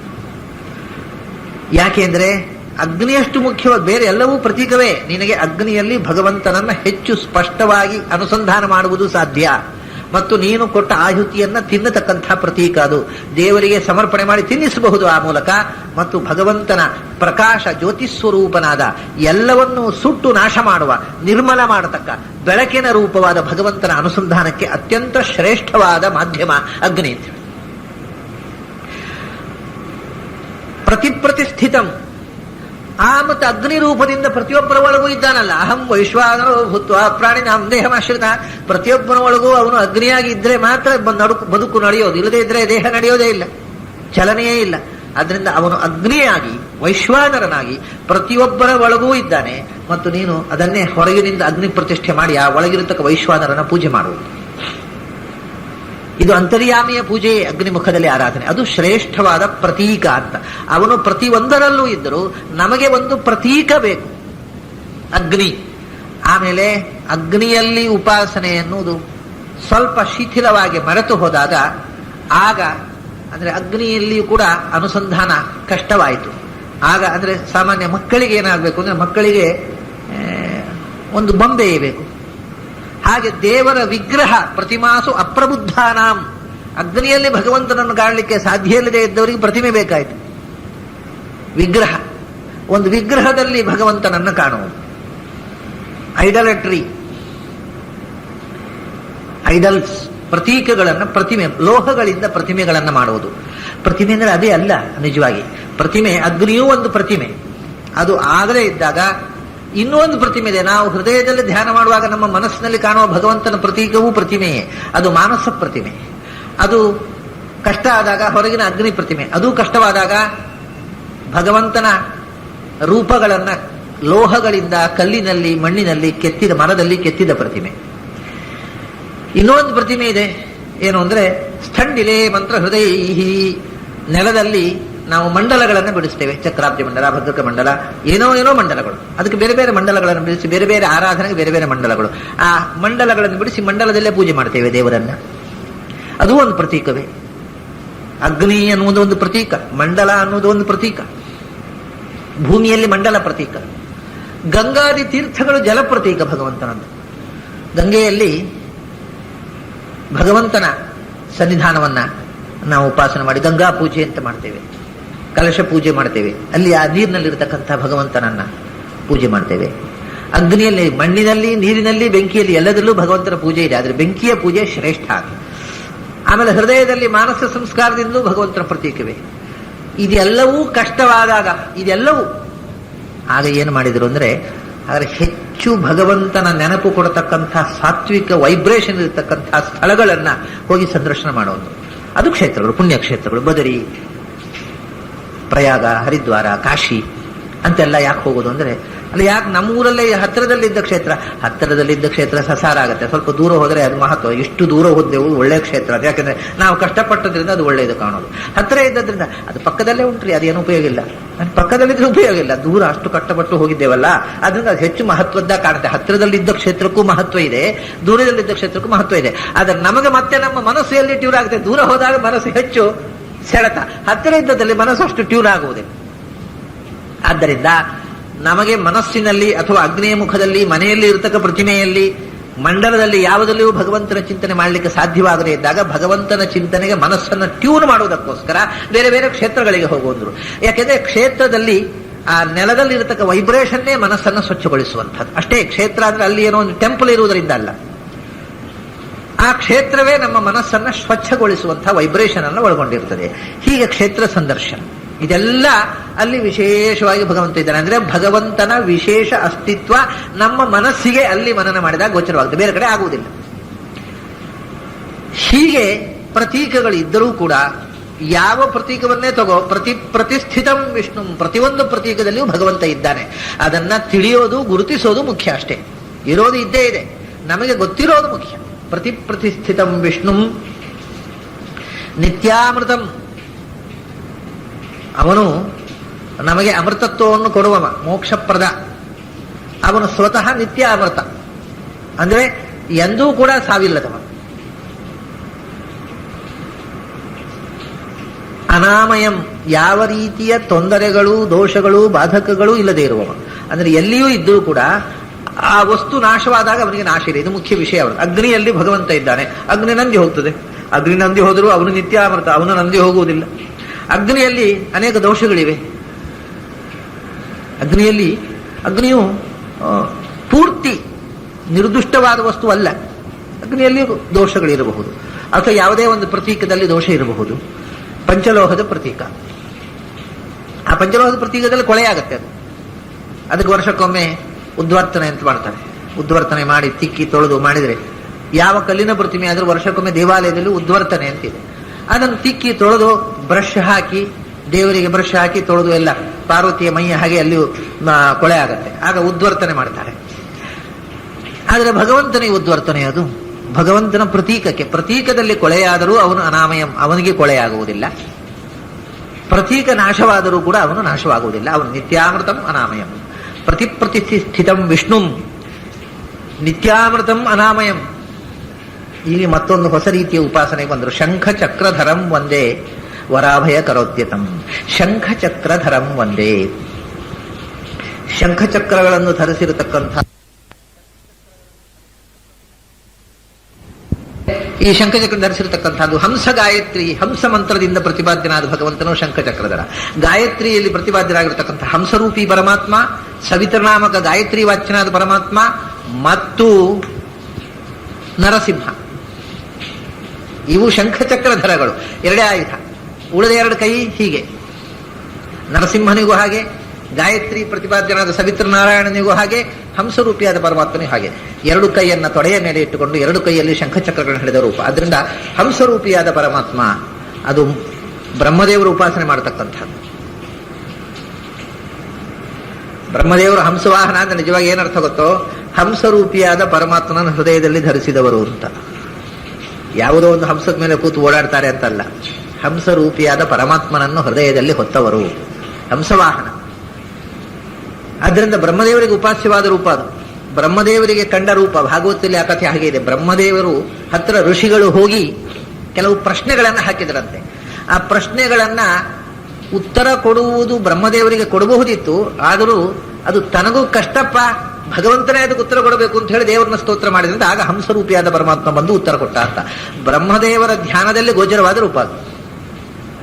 ಆ ಹಂಸರೂಪಿ ಪರಮಾತ್ಮ ಹೇಗೆ ಗೋಚರ ಆದ ಅಂದ್ರೆ ಶಂಖಚಕ್ರಧರಂ ಒಂದೇ, ಶಂಖಚಕ್ರಧಾರಿಯಾಗಿ ಹಂಸ ಮಂತ್ರ ಪ್ರತಿಪಾದ್ಯನಾದ ಭಗವಂತ. ಹಂಸಃ ಸೋಹಂ ಸ್ವಾಹ, ಇದು ಮೂರು ಹಂಸ ಮಂತ್ರಗಳು. ಇದು ಮೂರು ಒಂದು ನಾಲ್ಕು. ಹಂಸಃ ಅನ್ನೋದು ಒಂದು ಮಂತ್ರ, ಸೋಹಂ ಅನ್ನೋದು ಒಂದು ಮಂತ್ರ, ಸ್ವಾಹ ಅನ್ನೋದು ಒಂದು ಮಂತ್ರ, ಹಂಸ ಸೋಹಂ ಸ್ವಾಹ ಅನ್ನೋದು ಒಂದು ಮಂತ್ರ. ಹೀಗೆ 4 ಹಂಸ ಮಂತ್ರಗಳಿವೆ. ಈ 4 ಹಂಸ ಮಂತ್ರಗಳನ್ನು ನಾವು ಜಪಿಸಬೇಕಾಗಿಲ್ಲ. ಜಪಿಸ್ತಾ ಇರ್ತಾರೆ ಪ್ರಾಣದೇವರು ಒಳಗಿನಿಂದ ಶ್ವಾಸರೂಪದಿಂದ. ಆದ್ದರಿಂದ ಪ್ರಾಣದೇವರಿಗೆ ಪ್ರಿಯವಾದದ್ದು ಹಂಸಮಂತ್ರ, ಅವರು ಜಪಿಸುವ ಮಂತ್ರ. ಆ ಮಂತ್ರ ಜಪಿಸುವಾಗ ನಾವು ಉಸಿರಾಡುವಾಗ ಏನು ಧ್ಯಾನ ಮಾಡ್ತಾರೆ? ಶಂಖಚಕ್ರಧರಂ ಒಂದೇ, ಹಂಸರೂಪಿಯಾದ ಪರಮಾತ್ಮ ಶಂಖಚಕ್ರಧರ ಅಂತ ನಾನು ಧ್ಯಾನ ಮಾಡ್ತೇನೆ. ಗಾಯತ್ರಿ ಜಪ ಮಾಡುವಾಗ ಶಂಖಚಕ್ರಧರಂ ಒಂದೇ. ತಂತ್ರಸಾರ ಸಂಗ್ರಹದಲ್ಲಿ ಗಾಯತ್ರಿಯ ಧ್ಯಾನ ಶ್ಲೋಕವನ್ನು ಆಚಾರ್ಯನು ಹೇಳಿದ್ದಾರೆ. ಪ್ರೋದ್ಯದಾದಿತ್ಯ ವರ್ಣಶ್ಚ ಸೂರ್ಯಮಂಡಲ ಮಧ್ಯಗಃ ಚಕ್ರ ಶಂಖಧರ ಅಂಕಸ್ಥದೋರ್ದ್ವಯ ಧ್ಯೇಯವಚ ಅಂತ. ತೊಡೆಯ ಮೇಲೆ ಎರಡು ಕೈ ಇಟ್ಟುಕೊಂಡು ಮೇಲಿನ ಎರಡು ಕೈಗಳಲ್ಲಿ ಚಕ್ರಶಂಖಗಳನ್ನು ಧರಿಸಿರತಕ್ಕ ಭಗವಂತನನ್ನು ಧ್ಯಾನಿಸು. ಅದೇ ಸದಾಚಾರ ಸ್ಮೃತಿಯಲ್ಲಿ ಗಾಯತ್ರಿ ಮಂತ್ರದ ಧ್ಯಾನವನ್ನು ಏನು ಹೇಳಿದರು ಆಚಾರ್ಯರು? ನರಸಿಂಹ ಪುರಾಣದ ಶ್ಲೋಕ ಇದು. ಧ್ಯೇಯ ಸದಾ ಸವಿತೃಮಂಡಲ ಮಧ್ಯವರ್ತಿ ನಾರಾಯಣ ಸರಸಿಯಾಸನ ಸನ್ನಿವಿಷ್ಟ ಕೇಯೂರವಾನ್ ಮಕರಕುಂಡಲವಾನ್ ಕಿರೀಟಿ ಹಾರಿ ಹಿರಣ್ಮಯ ವಪುಃ ಧೃತ ಶಂಖಚಕ್ರ. ಅದನ್ನೇ ಶಂಖಚಕ್ರ ಧರಂ ಒಂದೇ ಅಂತ. ಇದು ಸವಿತೃನಾಮಕನಾಗಿರತಕ್ಕಂಥ ಸೂರ್ಯಾಂತರ್ಗತನಾದ ನಾರಾಯಣನ ಧ್ಯಾನ ಹೌದು. ಇದು ಹಂಸ ಮಂತ್ರ ವಾಚ್ಯನಾಗಿರ್ತಕ್ಕಂಥ ನಮ್ಮ ಶ್ವಾಸರೂಪದಿಂದ ಪ್ರಾಣದೇವರು ಹಂಸಮಂತ್ರ ಜಪ ಮಾಡುವಾಗ ನಿರಂತರ ನಮ್ಮೊಳಗೆ ಚಿಂತನೆ ಮಾಡತಕ್ಕ ಹಂಸರೂಪಿಯಾದ ಪರಮಾತ್ಮನ ಧ್ಯಾನವೂ ಹೌದು. ಅಂದ ಈ ಉಸಿರಿನ ಜೊತೆಗೆ ಈ ಧ್ಯಾನ ಇರಬೇಕು. ಶಂಖಚಕ್ರ ಧರಂ ಒಂದೇ, ಶಂಖಚಕ್ರ ಧರಂ ಒಂದೇ. ಆಮೇಲೆ ಶಂಖಚಕ್ರ ಧರಂ ಒಂದೇ ವರಾಭಯ ಕರೋದ್ಯತಂ. ಶಂಖಚಕ್ರ ವರಾಭಯಗಳನ್ನು ಹೊತ್ತವ ಅಂತ ಒಂದೇ, ಇದು ಅಖಂಡ. ಮೊದಲು ಬೇರೆ ಬೇರೆ ಆಯ್ತು. ಶಂಖಚಕ್ರ ಧರ ಒಂದು, ಅದನ್ನು ಅದಕ್ಕೋಸ್ಕರ ಎರಡು ವಿಶೇಷ, ಶಂಖ ಚಕ್ರ ವರಾಭಯ ಇವುಗಳನ್ನು ಹಿಡ್ಕೊಂಡವ. 4 ಕೈಯಾದಾಗ ಶಂಖಚಕ್ರಧರ ಮತ್ತು ವರಾಭಯ. ಇದು ಯಾವ ರೂಪ? ಶಂಖಚಕ್ರ ವರಾಭಯ. ಇದು ಓಂಕಾರದ ನಾದ ಪ್ರತಿವಾದ್ಯವಾದ ಭೂವರಾಹನ ರೂಪ, ವರಾಹ ರೂಪ. ಆಮೇಲೆ ಓಂಕಾರದಲ್ಲಿ ಉಕಾರ ಪ್ರತಿಪಾದ್ಯವಾದ ಕೃಷ್ಣನ ರೂಪ. ಕೃಷ್ಣ ಮತ್ತು ವರಾಹ ಶಂಖ ಚಕ್ರ ವರಾಭಯಧಾರಿಗಳನ್ನು. ಕೃಷ್ಣ ರೂಪವನ್ನು ಧ್ಯಾನ ಮಾಡುವಾಗ ಕೃಷ್ಣ ಮಂತ್ರ, ಕೃಷ್ಣ ಷಡಕ್ಷರ ಮಂತ್ರದ ಧ್ಯಾನ ಶ್ಲೋಕ ಏನು? ಧ್ಯಾಯೇದ್ ಹರಿನ್ಮಣಿಭುಂ ಜಗದೇಕ ಸಾರಂ ಸೌಂದರ್ಯ ವಂದ್ಯಂ ಸೌಂದರ್ಯ ಸಾರಂ ಅರಿ ಶಂಖ ವರ ಅಭಯಾನಿ ದೌರ್ಭಿರ್ದಧಾನಮಜಿತಂ ಸರಸಂಜ ಭೈಷ್ಮೀ ಸತ್ಯಾ ಸಮೇತಂ ಅಖಿಲಪ್ರದಂ ಇಂದಿರೇಶಂ. ಅರಿ ಶಂಖ ವರ ಅಭಯ. ಅರಿಯಿಂದ ಚಕ್ರ, ಚಕ್ರ ಶಂಖ ವರ ಅಭಯ. ಇದನ್ನೇ ಚಕ್ರ ಶಂಖಧರಂ ಒಂದೇ ವರಾಭಯ ಕರೋದ್ಯತಂ. ಆಚಾರ್ಯರು ಸದಾ ಉಪಾಸನೆ ಮಾಡತಕ್ಕಂಥ ಕೃಷ್ಣ, ಅವರು ಯಾರನ್ನ ಉಡುಪಿಯಲ್ಲಿ ಪ್ರತಿಷ್ಠೆ ಮಾಡಿದರೋ ಅಂಥ ಕೃಷ್ಣ ರೂಪದ ಧ್ಯಾನ. ಚಕ್ರಶಂಖ ವರಾಭಯ. ಮೇಲಿನಿಂದ ಚಕ್ರಶಂಖಗಳು, ಕೆಳಗಿನಿಂದ ವರ ಅಭಯ. ಅದಕ್ಕೋಸ್ಕರವೇ ಇಲ್ಲಿ ಶಂಖಚಕ್ರ ಅಂತ ಹೇಳಿದ್ರೆ, ಯಾಕೆಂದ್ರೆ ವರಾಭಯ ಅಂತ ಹೇಳಿದ್ರಲ್ಲ, ಅದೇ ಕ್ರಮದಲ್ಲಿ ವರ ಇಲ್ಲಿ, ಅಭಯ ಇಲ್ಲಿ. ಹಾಗೆ ಶಂಖ ಇಲ್ಲಿ, ಚಕ್ರ ಇಲ್ಲಿ, ಇಲ್ಲಿಂದ ಈಚೆಗೆ. From left to right, not from right to left. ಚಕ್ರ ಶಂಖ ಚಕ್ರಧರಂ ಅಂದರೆ ಫ್ರಮ್ ಲೆಫ್ಟ್ ಟು ರೈಟ್, ಅಂದರೆ ಚಕ್ರಶಂಖ ಆಗಲೇ ಆಯ್ತು. ಅದೇ ಗಾಯತ್ರಿ ಧ್ಯಾನದಲ್ಲಿ ಚಕ್ರಶಂಖ ಗದಾ ಪದ್ಮಧರಾಹ ಅಂತ ಹೇಳ್ತಾರೆ, ಚಕ್ರಶಂಖ ಅಂತ ಹೇಳ್ತಾರೆ. ಅಲ್ಲಿ ಚಕ್ರಶಂಖಧರಹ, ಧೃತ ಶಂಖ ಚಕ್ರ ಅಂತ ಒಂದು ಕಡೆ ಹೇಳಿದ್ದಾರೆ, ಚಕ್ರಶಂಖಧರೋಧ್ಯೇಯ ಅಂತ ಒಂದು ಕಡೆ ಹೇಳಿದ್ದಾರೆ. ಚಕ್ರಶಂಖಧರ ಅಂಕಸ್ಥದೋರ್ದ್ವಯ ಅಂತ ಒಂದು ಕಡೆ ಶಂಖಚಕ್ರಧರ ಅಂತ. ಶಂಖಚಕ್ರ ಹಿಡಿದದ್ದು, ಚಕ್ರಶಂಖ ಹಿಡಿದದ್ದು ಎರಡೂ ಹಿಡಿದದ್ದೇ. ಮತ್ತೆ ಎಲ್ಲಿ ಹಿಡಿದದ್ದು ಅನ್ನೋದು ಬೇರೆ. ಹೀಗೆ ಹಿಡ್ಕೊಂಡ್ರೆ ಶಂಖಚಕ್ರ, ಹೀಗೆ ನೋಡಿದ್ರೆ ಚಕ್ರಶಂಖ. ಅಂದ್ರೆ ಶಂಖಚಕ್ರಧರ ಫ್ರಮ್ ಲೆಫ್ಟ್ ಟು ರೈಟ್ ಶಂಖಚಕ್ರ. ಹಾಗೆ ಮುಂದಿನದ್ದು ಫ್ರಮ್ ಲೆಫ್ಟ್ ಟು ರೈಟ್ ವರಾಭಯ. ಅಭಯ ಮುದ್ರೆಯನ್ನು ಎಡಗೈಯಲ್ಲಿ ಹಿಡಿಬಹುದು, ಬಲಗೈಯಲ್ಲಿ ಹಿಡಿಬಹುದು. ಇಲ್ಲಿ ಎಲ್ಲಿ ಹಿಡಿದಿದ್ದಾನೆ? ಬಲಗೈಯಲ್ಲಿ ಹಿಡಿದಿದ್ದಾನೆ. ಅದನ್ನ ಎಡದಲ್ಲಿ, ಲೆಫ್ಟ್ ನಲ್ಲಿ ಏನಿದೆ? ವರದ ಮುದ್ರೆ ಇದೆ. ಇದು ಎರಡು, ಇದು ಎರಡು. ಹೀಗೆ ಇದು ವರಾಹ ರೂಪ ಮತ್ತು ಕೃಷ್ಣ ರೂಪ. ಅದು ಉಕಾರವಾಚ್ಯವಾದಂತಹದ್ದು ಕೃಷ್ಣ ರೂಪ, ನಾದವಾಚ್ಯವಾದ ವರಾಹ ರೂಪ. ರಾಮ ಕೃಷ್ಣ, ಕೃಷ್ಣೋ ರಾಮ, ರಾಮ ಕೃಷ್ಣ ನೃಸಿಂಹ ವರಾಹ, ಕೃಷ್ಣ ರಾಮ ನೃಸಿಂಹ ವರಾಹ. ಅಕಾರವಾಚ್ಯವಾದ ರೂಪ, ಉಕಾರವಾಚ್ಯವಾದ ರಾಮರೂಪ. ಅಕಾರ ಮತ್ತು ನಾದ, ಓಂಕಾರದ ಆದ್ಯಂತಗಳಿಂದ ವಾಚ್ಯವಾದ ರೂಪ. ಕೃಷ್ಣ ರೂಪ ಅಕಾರದಿಂದ, ರಾಮರೂಪ ಉಕಾರದಿಂದ, ನರಸಿಂಹ ರೂಪ ಮಕಾರದಿಂದ, ನಾದದಿಂದ ವರಾಹ ರೂಪ ವಾಚ್ಯ. ಅದರಿಂದ ಕೃಷ್ಣ ರೂಪ ಅಕಾರದಿಂದ, ವರಾಹ ರೂಪ ನಾದ. ಅಕಾರ ಮತ್ತು ನಾದ ಈ ಎರಡು ರೂಪ ಅಕ್ಷರಗಳಿಂದ ವಾಚ್ಯವಾದ ರೂಪವೇ ವರಾಹ ಮತ್ತು ಕೃಷ್ಣ. ಆ ಎರಡರದ್ದು ರೂಪ ಚಕ್ರಶಂಖಧರಂ ಒಂದೇ ವರಾಭಯ ಕರೋದ್ಯತಂ. ಅಂಥ ಓಂಕಾರ ವಾಚ್ಯನಾಗಿರತಕ್ಕಂಥ ವರಾಹನನ್ನು, ಓಂಕಾರ ವಾಚ್ಯನಾಗಿರತಕ್ಕಂಥ ಕೃಷ್ಣನನ್ನು ನಮಸ್ಕರಿಸುತ್ತೇನೆ ಎಂದರು. ವರಾಭಯ ಕರೋದ್ಯತಂ ಮಾತ್ರ ಇಟ್ಟುಕೊಳ್ಳೋಣ, ಬರೇ ವರಾಭಯ. ಚಕ್ರಶಂಖಧರ ಮಾತ್ರ ಇಟ್ಟುಕೊಂಡೆವು, ಚಕ್ರಶಂಖ ವರಾಭಯ ಒಟ್ಟಿಗೆ ಇಟ್ಟುಕೊಂಡೆವು. ವರಾಭಯಗಳನ್ನು ಧರಿಸಿರತಕ್ಕಂಥ ರೂಪ ಇದೆ. ಅದು ಯಾವುದು ಗೊತ್ತುಂಟು? ಅದು ಒಂದು ವಿಚಿತ್ರ. ಬ್ರಹ್ಮದೇವರ ಧ್ಯಾನದಲ್ಲಿ ಬ್ರಹ್ಮದೇವರು ವರಾಭಯ, ಲಕ್ಷ್ಮೀ ವರಾಭಯ ಹಸ್ತಳು, ಬ್ರಹ್ಮದೇವರ ವರಾಭಯ ಹಸ್ತಳು. ಅದರಿಂದ ಲಕ್ಷ್ಮಿಯ ಒಳಗೆ ಬ್ರಹ್ಮದೇವರ ಒಳಗೆ ಇರತಕ್ಕ ಲಕ್ಷ್ಮೀ ಮಂತ್ರ ಮತ್ತು ಬ್ರಹ್ಮದೇವರ ಮಂತ್ರದಿಂದ ವಾಚ್ಯವಾಗಿರತಕ್ಕ ಭಗವಂತ ವರಾಭಯ ಕರೋತ್ಯತ. ಅಂಥ ಭಗವಂತನನ್ನು ನಮಸ್ಕರಿಸುತ್ತೇನೆ. ಶಂಖ ಚಕ್ರಧರಂ ಒಂದೇ ವರಾಭಯ ಕರೋದ್ಯತಂ ಪ್ರತಾಪ ಪ್ರವಿಶೇಷೇಣ ದೂರೀಕೃತ ವಿದೂಷಣಂ ವಿದಾರಿತಾರಿ ಅತ್ಯಂತ ಪ್ರಸನ್ನಂ ಪ್ರಣಮಾಮ್ಯಹಂ. ಪ್ರತಾಪ ಪ್ರವಿಶೇಷೇಣ, ಪ್ರತಾಪ ಅಂದ್ರೆ ಶತ್ರುಗಳನ್ನು ನಾಶ ಮಾಡತಕ್ಕಂಥ ಶಕ್ತಿ, ದೋಷವನ್ನು ನಿಗ್ರಹ ಮಾಡುವ ಶಕ್ತಿ, ದುಷ್ಟತನವನ್ನು ನಾಶ ಮಾಡುವ ಶಕ್ತಿ. ಅದರ ಪ್ರವಿಶೇಷ ಅಂದ್ರೆ ಅತಿಶಯ, ವಿಶೇಷ ಅಷ್ಟಲ್ಲ, ಪ್ರವಿಶೇಷ, ಪ್ರಕೃಷ್ಟವಾದ ಸರ್ವೋತ್ಕೃಷ್ಟವಾದ ಪ್ರತಾಪ. ಅಂಥ ಪ್ರತಾಪ ಪ್ರವಿಶೇಷದಿಂದ ಏನಾಗಿದೆ? ಪ್ರತಾಪ ಪ್ರವಿಶೇಷೇಣ ವಿದಾರಿತ ವಿದೂಷಣಂ, ಎಲ್ಲ ದೋಷಗಳನ್ನು ನಾಶ ಮಾಡಿದವ. ಯಾರಲ್ಲಿ ನಮ್ಮಲ್ಲಿ ಇರತಕ್ಕ ದೋಷಗಳನ್ನು ನಾಶ ಮಾಡುವವ ಸ್ವತಃ ದೋಷದು ನಾವು. ಆ ಎಲ್ಲ ದೋಷಗಳನ್ನು ನಿರಾಸ ಮಾಡಿ. ಆಮೇಲೆ ವಿದಾರಿತಾರಿಂ, ದೋಷಗಳನ್ನು ನಿರಾಸ ಮಾಡಿದವ. ವಿದಾರಿತ ಅರಿಂ, ಶತ್ರುಗಳನ್ನು ನಾಶ ಮಾಡಿದವ. ಶತ್ರುಗಳು ಅಂತಂದ್ರೆ ಶತ್ರುಗಳ ನಾಶ ಮಾಡೋದು ಯಾಕೆ? ಭಗವಂತನಿಗೆ ಶತ್ರುಗಳಿದ್ದಾರೋ? ಇಲ್ಲ. ಆದ್ರಿಂದ ಶತ್ರುಗಳನ್ನು ನಾಶ ಮಾಡೋದು ಅನ್ನೋದ್ರದ್ದೇ ಅರ್ಥ ದೋಷಗಳನ್ನು ನಾಶ ಮಾಡುವ ಅಂತ. ಶತ್ರುಗಳನ್ನು ನಾಶ ಮಾಡೋದು, ಶತ್ರುಗಳು ಅಂದ್ರೆ ದೋಷ ಇದ್ದವರು ಅಷ್ಟೇ, ಅವನಿಗೆ ಶತ್ರುಗಳು ಮಿತ್ರರು ಅಂತಿಲ್ಲ. ಆದ್ರಿಂದ ವಿದಾರಿತಾರಿಂ, ಶತ್ರುಗಳ ನಾಶ ಅಂತಂದ್ರೆ ಭಗವಂತನಿಗೆ ಶತ್ರುಗಳಿಲ್ಲ. ನಮ್ಮ ಅಧ್ಯಾತ್ಮದ ಸಾಧನೆಗೆ ಜ್ಞಾನ ಮಾರ್ಗಕ್ಕೆ ಯಾರು ಶತ್ರುಗಳೋ ಅವರು ಶತ್ರುಗಳು. ಅಂದ್ರೆ ಅದಕ್ಕೆ ಶತ್ರುಗಳು ಅಂದ್ರೆ ಕಾಮಕ್ರೋಧಾದಿಗಳು ಅಥವಾ ಕಾಮಕ್ರೋಧಾದಿಗಳು ಉಳ್ಳವರು, ಅವರು ಈ ಜ್ಞಾನಕ್ಕೆ ಶತ್ರುಗಳು. ಆದ್ರಿಂದ ಭಗವಂತ ಅವರನ್ನು ನಾಶ ಮಾಡ್ತಾನೆ. ವಿದಾರಿತಾರಿಂ, ಅವ್ನು ನಾಶ ಮಾಡಬೇಕಾದ್ರೆ ಹಾಗಾದ್ರೆ ಅವರಿಗೆ ಅವನು ಶತ್ರುಗಳು ಅಂತ ಆದ್ರೆ ಕೋಪ ಬರಬೇಕಲ್ವ? ಕೋಪದಿಂದ ನಾಶ ಮಾಡಿದ್ರೆ ನಮ್ಗೆ ಆಗಲೇ ನೋಡಿದ ತಕ್ಷಣ ಸಿಟ್ಟು, ಮುಖ ತಿರುಗಿಸ್ಕೊಂಡು ಹೋಗ್ತೇವೆ. ರಸ್ತೆಯಲ್ಲಿ ಎದುರು ಸಿಕ್ಕಿದ್ರು ಕೂಡ ಆಚೆ ನೋಡ್ಕೊಂಡು ಹೋಗ್ತೇವೆ. ನಾನು ಅವ್ರು ನೋಡಿದ್ರೆ ಆಗೋದಿಲ್ಲ. ಅಂದ್ರೆ ಭಗವಂತ ಹಾಗೆ ಮುಖ ತಿರುಗಿಸುವುದಿಲ್ಲ ಯಾರಿಗೂ, ಎಲ್ಲರೊಳಗೂ ಬಿಂಬರೂಪ. ಅವನು ಏನು ಮಾಡ್ಲಿಕ್ಕಾಗುತ್ತೆ? ಇವ್ರು ಮುಖ ತಿರುಗಿಸೋದೇ ಆಗುದಿಲ್ಲ. ಅದಕ್ಕೆ ಹೇಳ್ತಾರೆ ಅವನು ಕೋಪದಿಂದ ಯಾರನ್ನೂ ನಾಶ ಮಾಡಲಿಲ್ಲ. ಯಾಕೆ?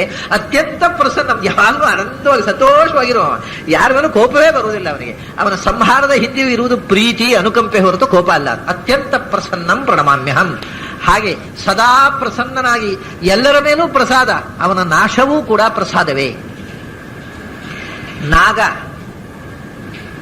ಫಣದ ಮೇಲೆ ಕೃಷ್ಣ ನಾಟ್ಯವಾಡಿದಾಗ ಕಾಳಿಯ ಫಣ ಮಾಣಿಕ್ಯ ಮಂಡಿತ ಶ್ರೀಪದಾಂಬುಜ ಅಂತ ಕೃಷ್ಣಾಷ್ಟೋತ್ತರದಲ್ಲಿ ಹೇಳ್ತಾರಲ್ಲ, ಕಾಳಿಯನ ಮೇಲೆ ನಾಟ್ಯವಾಡಿ ಕಾಳಿಯನನ್ನ ತುಳಿದು ಅಲ್ಲಿಂದ ಓಡಿಸಿ ಬಿಟ್ಟ.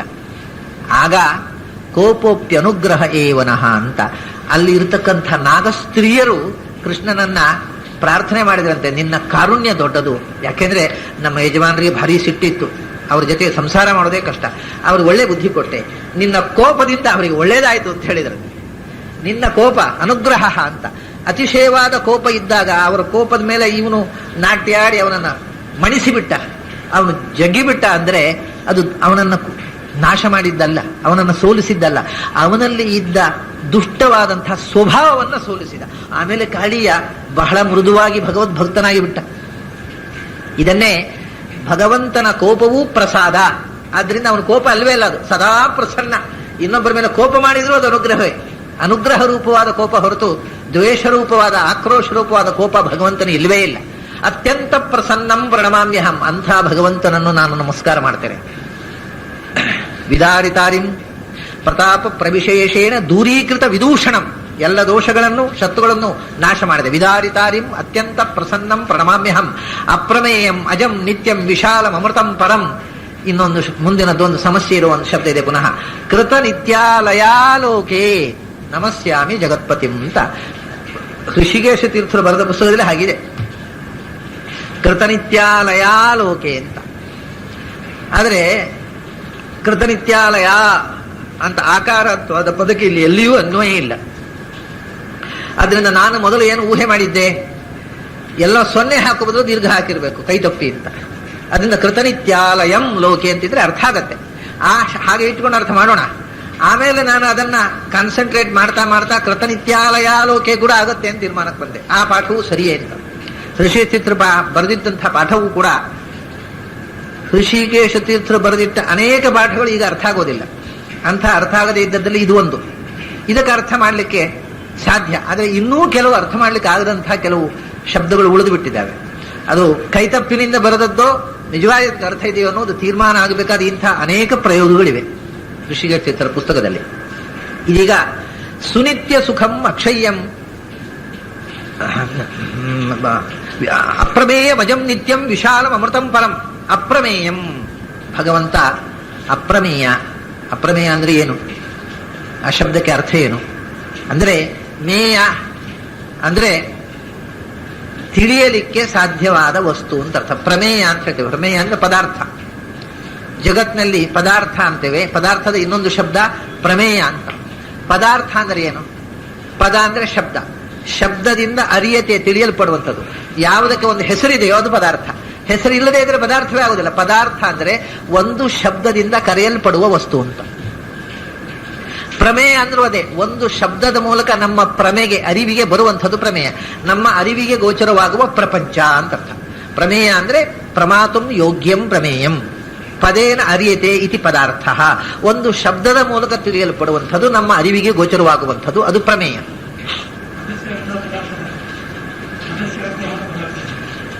ಪದೇನ ಅರಿಯತೆ ಇತಿ ಪದಾರ್ಥ ಇತ್ಯರ್ಥಾಂತರಂ ಭವತಾ ಕಶ್ಚನ ಅರ್ಥಃ ಉಚ್ಯತೆ ಸಹ ಅತ್ರ ಮಯಾ ನ ವಿವಕ್ಷಿತಃ ಸತ್ವಾಸ್ತಾಂ ನಾಮ ಕಿಮರ್ಥಂ ಇದಾನೀಂ ತಸ್ಯ ಉಲ್ಲೇಖ ಕ್ರಿಯತೆ. ಪದೇನ ಅರಿಯತೆ ಪದಸ್ಯ ಅರ್ಥಃ ಇತ್ಯಸ್ಯಾಪಿ ಸ ಏವ ಅರ್ಥಃ ಯಃ ಕಶ್ಚನ ಪದಸ್ಯ ಅರ್ಥಃ ವಿಷಯಃ ಇತ್ಯರ್ಥಃ. ಪದೇನ ಯೋ ವಾಚ್ಯಃ ಸ ಪದಾರ್ಥಃ. ಪದೇನ ಅರಿಯತೆ ಇತಿ ಪದಾರ್ಥಃ. ಋಗತೌ ಅಂತ ಧಾತುವಿನಿಂದ ನಿಷ್ಪನ್ನವಾದ ಶಬ್ದ ಅರ್ಥ ಅಂತ. ಆದ್ದರಿಂದ ಪದಾರ್ಥ ಅಂದ್ರೆ ಒಂದು ಶಬ್ದದಿಂದ ತಿಳಿಯುವಂಥದ್ದು ಅಂತ. ಅಂದ್ರೆ ಅದಕ್ಕೊಂದು ವಾಚ್ಯ, ಒಂದು ವಾಚಕ. Name and form. ಒಂದು ಫಾರ್ಮ್ ಇದ್ರೆ ಅದಕ್ಕೊಂದು ನೇಮ್ ಇದೆ. ಆ ಪದದಿಂದ ಪದಕ್ಕೆ ಅರ್ಥ ಫಾರ್ಮು, ಫಾರ್ಮಿನ ಹೆಸರು ನೇಮ್. ಹೀಗೆ ಪ್ರಪಂಚದಲ್ಲಿ ನಾಮ ರೂಪಾತ್ಮಕ ಪ್ರಪಂಚ ಅಂತ. ರೂಪಕ್ಕೆ ಒಂದು ನಾಮ ಇದೆ, ನಾಮವೇ ಪದ, ಅದರ ಅರ್ಥವೇ ಫಾರ್ಮ್, ಅದನ್ನ ಪದಾರ್ಥ ಅಂತ. ಅದಕ್ಕೆ ಇನ್ನೊಂದು ಪ್ರಮೇಯ ಅಂತ. ಪ್ರಮೇಯ ಅಂದ್ರೂ ಹಾಗೆ. ಪ್ರಮಾ ಅಂದ್ರೆ ನಮ್ಮ ಅರಿವು, ಜ್ಞಾನ, ಅದಕ್ಕೆ ಗೋಚರವಾಗುವಂಥದ್ದು. ಪ್ರಮಾಯಾ ವಿಷಯ ಪ್ರಮೇಯಂ. ಪ್ರಮೇಯ ಅಂತಲೂ ಆಗಬಹುದು, ಪ್ರಮೇಯಂ ಅಂತಲೂ ಆಗುವುದು. ಜನರಲ್ ಆಗಿ ಪ್ರಮೇಯಂ ಅಂತ ನಪುಂಸಕಲಿಂಗ. ಹೀಗೆ ನಮ್ಮ ಪ್ರಮೆಗೆ, ನಮ್ಮ ಅರಿವಿಗೆ ಗೋಚರವಾಗುವಂತಹ ಪ್ರಪಂಚ, ನಾವು ಶಬ್ದದ ಮೂಲಕ ವ್ಯವಹರಿಸುವ ಪ್ರಪಂಚ, ಅದು ಪದಾರ್ಥ, ಅದು ಪ್ರಮೇಯ. ಅವನು ಅಪ್ರಮೇಯ ಅಂದ್ರೆ ನಮ್ಮ ಪ್ರಮೆಗೆ, ನಮ್ಮ ಅರಿವಿಗೆ ಗೋಚರವಾಗುವಂತಹ ಸಂಗತಿಯೇ ಅಲ್ಲ. ಮತ್ತು ಪ್ರಮೇಯ ಅಂದ್ರೆ ಈ ಪ್ರಪಂಚದಲ್ಲಿ ಇರತಕ್ಕ ಪದಾರ್ಥ. ಅವನು ಅಪ್ರಮೇಯ ಅಂದ್ರೆ ಪ್ರಪಂಚದಲ್ಲಿ ಇರತಕ್ಕ ಎಲ್ಲ ಪದಾರ್ಥಕ್ಕಿಂತ ವಿಲಕ್ಷಣ, ಭಿನ್ನನಾದವ, ವಿಲಕ್ಷಣನಾದವ. ಅರಿವಿಗೆ ಗೋಚರವಾಗ ಯಥೋ ವಾಚೋ ನಿಮರ್ತಂತೆ ಅಪ್ರಾಪ್ಯ ಮನಸಾ ಸಹ. ಮನಸ್ಸಿಗೆ ಗೋಚರವಾಗದ ಶಕ್ತಿ ಅಂತ ಅರ್ಥ ಅಪ್ರಮೇಯ ಅಂದ್ರೆ. ಇನ್ನೊಂದು ಅರ್ಥ ಇದೆ ಪ್ರಮೇಯ ಅಂತಂದ್ರೆ. ಪ್ರಮಾಪಣ ಅಂತಂದ್ರೆ ಸಂಸ್ಕೃತದಲ್ಲಿ ಡಿಸ್ಟ್ರಕ್ಷನ್, ನಾಶ. ಪ್ರಮೇಯ ಅಂತಂದ್ರೆ ಪೆರಿಷಬಲ್, ನಾಶವಾಗುವಂತಹ ವಸ್ತು ಅಂತ ಅರ್ಥ. ಅವನು ಅಪ್ರಮೇಯ ಅಂದ್ರೆ ಅವನನ್ನು ನಾಶ ಮಾಡುವ ಶಕ್ತಿಯೇ ಇಲ್ಲ ಜಗತ್ತಿನಲ್ಲಿ.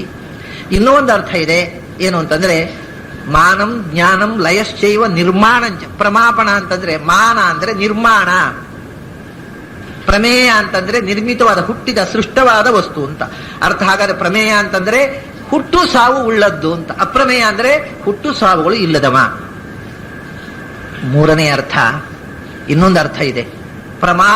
ಮಾನ ಅಂತಂದ್ರೆ ಮಿತಿ, ಮೆಷರ್ಮೆಂಟ್. ಮೇಯ ಅಂದ್ರೆ ಮೆಷರಬಲ್. ಪ್ರಮೇಯ ಅಂದ್ರೆ ನಮ್ಮ ಅಳತೆಗೆ, ಮಿತಿಗೆ ಸಿಗುವಂಥದ್ದು. ಅಪ್ರಮೇಯ ಅಂದ್ರೆ ಇಮ್ಮೆಷರಬಲ್, ಅಂದ್ರೆ ಎಲ್ಲಿಯೂ ಯಾವ ಅಳತೆಗೂ ಸಿಗದ ಕಾಲ ದೇಶಗಳಲ್ಲಿ ತುಂಬಿರತಕ್ಕ ಅನಂತವಾದ ತತ್ವ.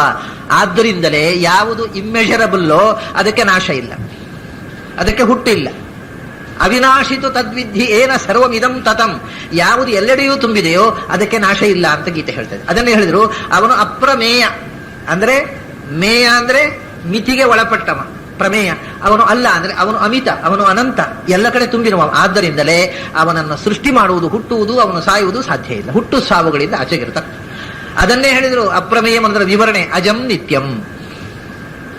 ಅವನು ಎಲ್ಲ ಕಡೆ ತುಂಬಿರುವವ, ಆದ್ರಿಂದ ಹುಟ್ಟು ಸಾವುಗಳಿರದವ. ಅಪ್ರಮೇಯಂ ಅಜಂ ನಿತ್ಯಂ, ಇದು ಎಲ್ಲ ಅಪ್ರಮೇಯ ಶಬ್ದದ ಅರ್ಥ. ಅಪ್ರಮೇಯಂ ಅನ್ನೋದಕ್ಕೆ ಒಂದರ್ಥ ಹುಟ್ಟು ಇಲ್ಲದವ ಅಂತ, ಮತ್ತೊಂದರ್ಥ ಸಾವು ಇಲ್ಲದವ ಅಂತ, ಅದನ್ನ ನಿತ್ಯ ಅಂತ ಹೇಳಿದ್ರು. ಮತ್ತೊಂದರ್ಥ ಎಲ್ಲೆಡೆ ತುಂಬಿರುವಂತ, ಅದನ್ನೇ ವಿಶಾಲಂ ಅಂತ ಹೇಳಿದ್ರು. ಅಪ್ರಮೇಯಂ ಅಜಂ ನಿತ್ಯಂ ವಿಶಾಲಂ ಅಮೃತಂ ಪರಂ.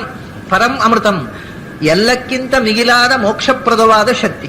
ಅದು ನಮಗೆ ಮೋಕ್ಷಪ್ರದರು ಅಂದ್ರೆ ಎಲ್ಲರೂ ಮೋಕ್ಷಕ್ಕೆ ಸಾಧಕವಾಗಿರತಕ್ಕಂತಹ ಜ್ಞಾನವನ್ನು ಕೊಡ್ತಕ್ಕವರಲ್ಲಿ ಭಗವಂತನ ಅನುಜ್ಞೆಯಿಂದ ಗುರುಗಳಿಗೆ ಮತ್ತು ಭಗವಂತನಿಗೆ ಮೋಕ್ಷ ಕೊಡುವ ಶಕ್ತಿ ಇರುವುದು. ಗುರುಗಳಿಗೆ ಅಂದ್ರೆ ಮುಖ್ಯ ಗುರುಗಳಿಗೆ, ಆದಿಗುರುಗಳಿಗೆ, ವಾಯುಶ್ಚ ತದನುಜ್ಞೇಯ ಅಂತ. ಅವರು ಅಮೃತತ್ವ ಪ್ರದರು. ಆದರೆ ಇವನು ಪರಮ ಅಮೃತ, ವಾಯುದೇವರಿಗೂ ಮೋಕ್ಷ ಪ್ರದನಾಗಿರತಕ್ಕಂಥವ, ಪರಮ ಮುಖ್ಯ ಮೋಕ್ಷ ಪ್ರದನಾದವ. ಕೃತನಿತ್ಯಾಲಯಾಲೋಕೆ ನಮಸ್ಯಾಮಿ ಜಗತ್ಪತಿಂ ಅಂತ ಮುಂದಿನ ವಿಶೇಷ.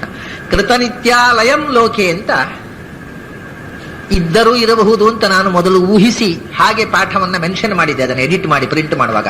ಕೃತನಿತ್ಯಾಲಯಂ ಲೋಕೆ, ಹೀಗೆ ಎಲ್ಲಕ್ಕಿಂತಲೂ ಆಚೆಗೆ ಇರುವ ವಸ್ತು ಲೋಕದಲ್ಲಿ ಅಂದರೆ ಈ ವಿಶ್ವದಲ್ಲಿ, ಮತ್ತು ಲೋಕ ಅಂದ್ರೆ ಈ ದೇಹದಲ್ಲಿ, ಜೀವನಲ್ಲಿ ಕೃತ ನಿತ್ಯಾಲಯಂ ಸದಾ ಬಿಂಬರೂಪದಿಂದ ನೆಲೆಸಿದ್ದಾನೆ. ಇದು ಒಂದು ಅರ್ಥ. ಈಗ ಕೃತ ನಿತ್ಯಾಲಯಾಲೋಕೆ ಅಂತ ಋಷಿಕೇಶತೀರ್ಥರು ಬರೆದದ್ದು, ಅದಕ್ಕೂ ಅರ್ಥ ಮಾಡೋಣ. ಕೃತ ನಿತ್ಯಾಲಯ ಆಲೋಕೆ, ಕೃತ ನಿತ್ಯಾಲಯ ಅಲೋಕೆ ಎರಡು ವಿಧ ಪದಚ್ಛೇದ. ಕೃತ ನಿತ್ಯಾಲಯ ಎಲ್ಲಿ? ಲೋಕದಲ್ಲಿ ಅಂತ ನಾವು. ಕೃತ ನಿತ್ಯಾಲಯಂ ಲೋಕೆ, ಈ ಲೋಕದಲ್ಲಿ ಅಂದ್ರೆ ಪ್ರತಿಯೊಂದು ಜೀವದ ಶರೀರದಲ್ಲಿ ನಿತ್ಯ ನೆಲೆಸಿರುವವ ಬಿಂಬರೂಪದಿಂದ. ಅಷ್ಟೇ ಅಲ್ಲ, ಮತ್ತೆ ಈ ಶರೀರದಲ್ಲಿ ನೆಲೆಸಿದ್ದಾನೆ. ಕೃತ ನಿತ್ಯಾಲಯ ಸಂಬೋಧನೆ ಅದು. ಎಲ್ಲ ಕಡೆಯೂ ನಿತ್ಯ ನೆಲೆಸಿದವನೇ ಕೃತ ನಿತ್ಯಾಲಯ. ಲಯಂ ಅಂದ್ರೆ ನೆಲೆಸಿದವನನ್ನು, ಕೃತ ನಿತ್ಯಾಲಯ ಎಲ್ಲ ನೆಲೆಸಿದವನೇ, ನಿತ್ಯವೂ ಸದಾಕಾಲವೂ ನೆಲೆಸಿದವನೇ. ಎಲ್ಲಿ? ಆಲೋಕೆ, ಬೆಳಕಿನ ಪುಂಜವಾದ ಸೂರ್ಯನಲ್ಲಿ, ಬೆಳಕು ನೀಡುವ ಅಗ್ನಿಯಲ್ಲಿ, ಪ್ರತೀಕದಲ್ಲಿ ನಿತ್ಯ ನೆಲೆಸಿದವನೇ ಕೃತ ನಿತ್ಯಾಲಯ. ಅಲೋಕೆ, ಬರೇ ಲೋಕದಲ್ಲಿ ಅಲ್ಲ, ಅಲೋಕ. ಅಲೋಕ ಅಂದ್ರೆ ಲೋಕಾತೀತವಾದಂತಹದ್ದು, ಮುಕ್ತಿ, ಮುಕ್ತ ಸ್ಥಾನದಲ್ಲಿ ಸದಾ ನೆಲೆಸಿರುವವನೇ. ಅಂಥ ನಿನ್ನನ್ನು ನಮಸ್ಯಾಮಿ ಜಗತ್ಪತಿಂ, ಈ ಜಗತ್ತಿಗೆಲ್ಲ ಪತಿ. ಜಗತ್ ಅಂದ್ರೆ ಪ್ರಾಣದೇವರೂ ಹೌದು. ಗಚ್ಚತೀತಿ ಜಗತ್ ಅಂತ, ಸದಾ ಗತಿ ಅಂತ ಹೇಳ್ತಾರೆ. ವಿಚಾರ ಸದಾ ಚಲಿಸುವಂತಹ ಪ್ರಾಣತತ್ವಕ್ಕೂ ಪತಿಯಾದಂತಹ ನಿನ್ನನ್ನು ನಮಸ್ಕರಿಸುತ್ತೇನೆ. ಸುನಿತ್ಯ ಸುಖಂ ಅಕ್ಷಯ್ಯಂ ಶುದ್ಧಂ ಶಾಂತಂ ನಿರಂಜನಂ ಲೋಕಾಲೋಕಪತಿಂ ದಿವ್ಯಂ ನಮಸ್ಯಾಮಿ ಶ್ರಿಯಃಪತಿಂ ಅಂತ. ವಾಯುದೇವರು ಬ್ರಹ್ಮದೇವರು ಆಯಿತು ಜಗತ್ಪತಿ. ಅಲ್ಲಿಂದ ಮುಂದಕ್ಕೆ ಅವರಿಗೂ ತಾಯಿಯಾಗಿರ್ತಕ್ಕಂಥ ಶ್ರೀ, ಯಾರು ತೊಡೆಯಲ್ಲಿ ಇದ್ದಾಳೋ ಅಂತ ತೊಡೆಯಲ್ಲಿ ಇರತಕ್ಕಂಥ ಶ್ರೀಪತಿ, ಅವಳನ್ನು ತೊಡೆಯಲ್ಲಿ ಹೊತ್ತ ಭಗವಂತನ ರೂಪವನ್ನು ಧ್ಯಾನ ಮಾಡ್ತಾರೆ. ಸುನಿತ್ಯ ಸುಖಂ, ನಿತ್ಯ ಸುಖ, ಸುಸುಖ, ನಾಶವಿಲ್ಲದ ಸುಖ ಮತ್ತು ಚೆನ್ನಾದ ಸುಖ. ಸುಖದಲ್ಲಿ ಚಂದದ ಸುಖ ಅಂದ್ರೆ ಏನು? ದುಃಖ ಇಲ್ಲದ ಸುಖ, ದುಃಖದ ಲೇಪವಿಲ್ಲದ, ನಾಶವಿಲ್ಲದ ಸುಖ, ಅಂತಹ ಸುಖ ಸ್ವರೂಪ ಸುನಿತ್ಯ ಸುಖಂ. ಅಕ್ಷಯ್ಯಂ, ಯಾವುದೇ ರೀತಿಯ ವೃದ್ಧಿ ಹ್ರಾಸಗಳಿಗೆ ಒಳಗಾಗದವನು. ನವರ್ಧತೆ ಕರ್ಮಣಾನೋಕನೀಯ ಅನ್, ಅವನು ಯಾವುದೇ ಒಂದು ಕರ್ಮ ಮಾಡಿದ್ದರಿಂದ ಹೆಚ್ಚುವುದೂ ಇಲ್ಲ, ಯಾವುದನ್ನು ಮಾಡದೇ ಇದ್ದದ್ರಿಂದ ಕಮ್ಮಿ ಆಗುವುದೂ ಇಲ್ಲ. ನಮೇ ಪಾರ್ಥಾಸ್ತಿ ಕರ್ತವ್ಯಂ ತ್ರಿಷು ಲೋಕೇಶು ಕಿಂಚನ. ಕೃಷ್ಣ ಹೇಳಿದ, ನನಗೇನು ಮಾಡಬೇಕಾದಿಲ್ಲ. ನಮೇ ಪಾರ್ಥಾಸ್ತಿ ಕರ್ತವ್ಯಂ, ನನಗೆ ಮಾಡಬೇಕಾದ ಡ್ಯೂಟಿ ಅಂತ ಇಲ್ವೇ ಇಲ್ಲ. ಯಾರು ನನಗೆ ಡ್ಯೂಟಿ ಮಾಡಬೇಕು? ಯಾರ ಹತ್ರ ಡ್ಯೂಟಿ ಮಾಡಿ ಸಂಬಳ ತಗೋಬೇಕು ನಾನು? ನಮೇ ಪಾರ್ಥಾಸ್ತಿ ಕರ್ತವ್ಯಂ ತ್ರಿಷು ಲೋಕೇಶು ಕಿಂಚನ ನಾನವಾಪ್ತಂ ಅವಾಪ್ತವ್ಯಂ. ಕರ್ಮ ಯಾಕೆ ಮಾಡಬೇಕು? ಏನೋ ಒಂದು ಇಲ್ಲ, ಅದನ್ನು ಪಡಿಬೇಕು, ಅದಕ್ಕೋಸ್ಕರ ಏನೋ ಮಾಡೋದು. ನನಗೆ ಸಿಗದೇ ಇದ್ದದ್ದು ಪಡಿಬೇಕಾದ್ದು ಇಲ್ಲ, ನಾನು ಮಾಡಬೇಕಾದ್ದೂ ಇಲ್ಲ. ಆದರೂ ವರ್ತಯೇವಚ ಕರ್ಮ, ನಿರಂತರ ಕರ್ಮ ಮಾಡ್ತಾ ಇದ್ದೇನೆ ನಾನು. ಯಾಕೆಂದ್ರೆ ಮಾಡದೇ ಇದ್ರೆ ನೀವು ಮಾಡ್ಲಿಕ್ಕೆ ಆಗುದಿಲ್ಲ. ಅಷ್ಟಕ್ಕೋಸ್ಕರ ನಿಮ್ಮೊಳಗೆ ನಿಂತು ನೀವೆಲ್ಲ ಮಾಡೋ ಕರ್ಮ ನಾನೇ ಮಾಡಬೇಕು. ಅದು ಅವನ ಪ್ರಾರಬ್ಧ ಕರ್ಮ. ನಾನೇ ಎಲ್ಲ ಮಾಡಬೇಕು, ನಿಮಗೆ ಮಾಡ್ಲಿಕ್ಕೆ ಆಗೋದಿಲ್ಲ. ಸ್ವತಃ ನಾನು ಮಾಡ್ತಾ ಇದ್ದೇನೆ, ಆದರೂ ನನಗೆ ಏನೂ ಮಾಡಬೇಕಾದಿಲ್ಲ. ಇದು ಕೃಷ್ಣ ಹೇಳುದು. ನಾನು ಯಾಕೆ ದ್ವಾರಕೆಯಿಂದ ಇಲ್ಲಿಗೆ ಬಂದೆ, ನಿಮ್ಮ ಜೊತೆಗೆ ನಿಂತೆ, ಅಲ್ಲಿ ದ್ವಾರಕೆಗೆ ಹೋಗ್ತೇನೆ, ಇಷ್ಟೆಲ್ಲ ಒದ್ದಾಟಗಳು ಓಡಾಟಗಳು ಬಂದು ಈ ಚಟುವಟಿಕೆ ಯಾಕೆ ಮಾಡಬೇಕು? ನಾನು ಭೂಮಿಗೆ ಬಂದು ಭೂಮಿಯಲ್ಲಿ ಅವತರಿಸಬೇಕು. ಯಾಕೆ ಅವತರಿಸಿ ಬಂದು ಇಲ್ಲೆಲ್ಲ ಓಡಾಡಿಕೊಂಡು ನಿಮ್ಮ ಜೊತೆಗೆ ಕೌರವನ ಹತ್ರ ಸಂಧಾನಕ್ಕೆ, ಆಮೇಲೆ ಸಾರಥ್ಯ, ಕುದುರೆ ಗಾಡಿಯಲ್ಲಿ ಕೂತು ಚಾಟಿ ಹಿಡ್ಕೊಂಡು ಯಾಕೆ ಈ ನಾಟಕ ಆಡಬೇಕು? ನಾನು ವರ್ತಯೇವಚ ಕರ್ಮಣಿ. ಯಾಕೆಂದ್ರೆ ಉತ್ಸೀದೇಯುರಿಮೇ ಲೋಕಾಹ ನ ಕುರ್ಯಾಂ ಕರ್ಮ ಚೇದಹಂ. ನಾನು ಮಾಡದೇ ಇದ್ರೆ ನೀವು ಯಾರು ಮಾಡೋದಿಲ್ಲ, ಗೊತ್ತು ನನಗೆ. ಕೃಷ್ಣ ಮಾಡಲಿಲ್ಲ, ನಾವು ಯಾಕೆ ಮಾಡಬೇಕು ಅಂತೀರಿ? ಅದಕ್ಕೋಸ್ಕರ ನಾನು ಮಾಡಬೇಕಾಗಿದೆಯಪ್ಪ ಅಂತ. ಯಾಕೆಂದ್ರೆ ಲೋಕ ಸಂಗ್ರಹಮೇವ, ಜನರು ಹೇಗೆ ನಡ್ಕೊಳ್ಬೇಕು ಅನ್ನೋದನ್ನ ತೋರಿಸುವುದಕ್ಕೋಸ್ಕರ ಮಹಾಪುರುಷರು, ಭಗವಂತ, ಆಚಾರ್ಯ ಪುರುಷರು ಭೂಮಿ ಬರ್ತಾರೆ. ಅವರು ನಡ್ಕೊಳ್ಬೇಕಾದ ರೀತಿ ನಡ್ಕೊಳ್ತಿದ್ರೆ ಉಳಿದವರು ಹಾಗೆ ಮಾಡ್ತಾರೆ. ಅದರಿಂದ ನಿಮಗೆ ಮಾರ್ಗದರ್ಶನ ಮಾಡೋದಕ್ಕೋಸ್ಕರ ಆದ್ರೂ ನೀನು ಹೀಗೆ ನಡ್ಕೋಬೇಕಪ್ಪ, ನಾನೇ ನಡ್ಕೋತಾ ಇದ್ದೇನೆ, ನೀನು ನಡೀತಿದ್ರೆ ಹೇಗೆ ಅಂತ ಹೇಳ್ತಾನೆ ಅರ್ಜುನ. ಅದನ್ನ ಯಾಕೆ ಹೇಳಿದೆ ಅಂದ್ರೆ ಕರ್ಮದಿಂದ ಏನೂ ಪಡೆಯಬೇಕಾದಿಲ್ಲ, ಆದರೂ ಮಾಡ್ತಾ ಇರ್ತಾನೆ. ಅದನ್ನೇ ಅಕ್ಷಯ್ಯ ಅಂತ. ಅವನು ಒಂದು ಕರ್ಮ ಮಾಡಿದ್ದರಿಂದ ವೃದ್ಧಿಯೂ ಇಲ್ಲ, ಒಂದು ಮಾಡಿದ್ರಿಂದ ಹ್ರಾಸವಿಲ್ಲ, ವೃದ್ಧಿ ಹ್ರಾಸ ರಹಿತರಾದವ ಅಂತ ಅರ್ಥ. ಅಕ್ಷಯ್ಯಾಗ ಸುನಿತ್ಯ ಸುಖಂ ಅಕ್ಷಯ್ಯಂ ಶುದ್ಧಂ ಶಾಂತಂ ನಿರಂಜನಂ, ಅವನು ಪರಿಶುದ್ಧ. ಅದನ್ನ ಸಪರ್ಯಗಾತ್ ಶುಕ್ರಂ ಅಕಾಯಂ ಅಭ್ರಣಂ ಅಸ್ನಾವಿರಂ. ಶುಕ್ರಂ, ಶುಕ್ರಂ ಅಂದ್ರೆ ಶುಕ್ರಂ ಅಕಾಯಂ ಅಸ್ನಾವಿರಂ, ಶುದ್ಧಂ ಅಪಾಪವಿದ್ಧಂ, ಶುದ್ಧವಾದಂತಹ ವಸ್ತು ಅದು, ಅತ್ಯಂತ ಪರಿಶುದ್ಧ, ಯಾವ ಗುಣಗಳ ಸ್ಪರ್ಶವೂ ಇಲ್ಲದೆ ಇದ್ದದ್ದು ಅಂತ ಅರ್ಥ. ಸತ್ವ ರಜಸ್ಸು ತಮಸ್ಸು, ಈ ಮೂರು ಗುಣಗಳು ಒಂದಲ್ಲ ಒಂದು ರೀತಿಯಿಂದ ಮನುಷ್ಯನಿಗೆ ಬಂಧನವನ್ನೇ ಕೊಡುವಂಥ. ಸತ್ವಗುಣ ಒಳ್ಳೆಯದು ಅಂತ ಯಾವುದರಲ್ಲಿ, ಬಂಧನಾವಸ್ಥೆಯಲ್ಲೇ ಒಳ್ಳೆಯದು, ಇದ್ದದ್ದಲ್ಲೇ ಒಳ್ಳೆಯದು ಅಂತ. ಆದರೆ ಭಗವಂತನಲ್ಲಿ ಸತ್ವದ ಬಂಧನವೂ ಇಲ್ಲ. ತ್ರೈಗುಣ್ಯ ವರ್ಜಿತ ಮಜಂ ವಿಭವಾದ್ಯಮೇಶಂ ಅಂತ ಸತ್ವರಜಸ್ತಮೋ ಗುಣಗಳನ್ನು ಮೀರಿ ನಿಂತಿರತಕ್ಕಂಥದ್ದದು. ಅದರಿಂದಲೇ ಅವನ ಸತ್ವಂ ಅಂತ ಭಗವಂತನನ್ನ ಸತ್ವ ಅಂತ ಕರೀತಾರೆ ಒಮ್ಮೊಮ್ಮೆ. ಆಗ ಬಲಜ್ಞಾನ ಸಮಾಹಾರ ಸತ್ವಮಿತ್ಯ ವಿಧೀಯತೆ ಅಂತ ಆಚರಣೆ. ಸತ್ವಂ ಅಂದ್ರೆ ಸತ್ವಗುಣ ಸ್ವರೂಪ ಅಂತ ಅರ್ಥ ಅಲ್ಲ. ಭಗವಂತನ ಸತ್ವಗುಣವೂ ಇಲ್ಲ, ರಜೋಗುಣವೂ ಇಲ್ಲ, ತಮೋಗುಣವೂ ಇಲ್ಲ. ಮತ್ತೆ ಅವನ ಸತ್ವ ಅಂತಂದ್ರೆ ಒಳ್ಳೆ ಸತ್ವಶಾಲಿ ಅಂದ್ರೆ ಏನರ್ಥ, ಅವ್ರು ಒಳ್ಳೆ ಸತ್ವಶಾಲಿಗಳು ಅಂತ ಹೇಳ್ತೇವೆ ನಾವು. ಆ ವ್ಯಕ್ತಿ ಭಾರಿ ಸತ್ವಶಾಲಿ ಅಂತ ಅಂದ್ರೆ ಒಳ್ಳೆ ಬಲಿಷ್ಠ ಅಂತ ಅರ್ಥ. ಹಾಗೆ ಒಳ್ಳೆ ಸತ್ವಶಾಲಿ ಪಂಡಿತರು ಅಂದ್ರೆ ಏನು, ಒಳ್ಳೆ ಜ್ಞಾನಿ ಅಂತ ಅರ್ಥ.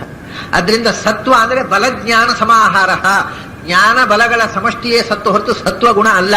ಭಗವಂತನಲ್ಲಿ ಸತ್ವರಜಸ್ತಮೋ ಗುಣಗಳಿಲ್ಲ, ಅವನು ತ್ರೈಗುಣ್ಯ ವರ್ಜಿತ. ಅದನ್ನೇ ಶುದ್ಧಂ ಅಂದರು. ಶಾಂತಂ, ಶಾಂತಿ ಅಂತಂದ್ರೆ ಭಗವಂತನಲ್ಲಿ ಸತ್ವರಜಸ್ತಮೋ ಗುಣಗಳಿಲ್ಲ, ಅವನು ತ್ರೈಗುಣ್ಯ ವರ್ಜಿತ. ಅದನ್ನೇ ಶುದ್ಧಂ ಅಂದರು. ಶಾಂತಂ, ಶಾಂತಿ ಅಂತಂದ್ರೆ ಸುಖದ ತುತ್ತ ತುದಿ, ಶಕಾರ ಅದರ ಅಂತ, ಆನಂದದ ಪರಾಕಾಷ್ಠೆ, ಅದು ಭಗವಂತ. ಮತ್ತು ನಿರಂಜನಂ, ದುಃಖ ಮುಂತಾದ ದೋಷಗಳ ಸರ್ವಾತ್ಮನ ನಿರಾಸ, ಯಾವ ದೋಷವೂ ಇಲ್ಲದ ಆನಂದದ ಪರಾಕಾಷ್ಠೆಯೇ ಭಗವಂತ. ಲೋಕಾಲೋಕಪತಿಂ ದಿವ್ಯಂ ನಮಸ್ಯಾಮಿ ಶುದ್ಧಂ ಲೋಕಾಲೋಕ ವಿಚಾರಾಢ್ಯಂ ನಮಸ್ಯಾಮಿ ಶ್ರಿಯಪತಿಂ. ಅವನು ಲೋಕಾಲೋಕ ವಿಚಾರಾಢ್ಯ.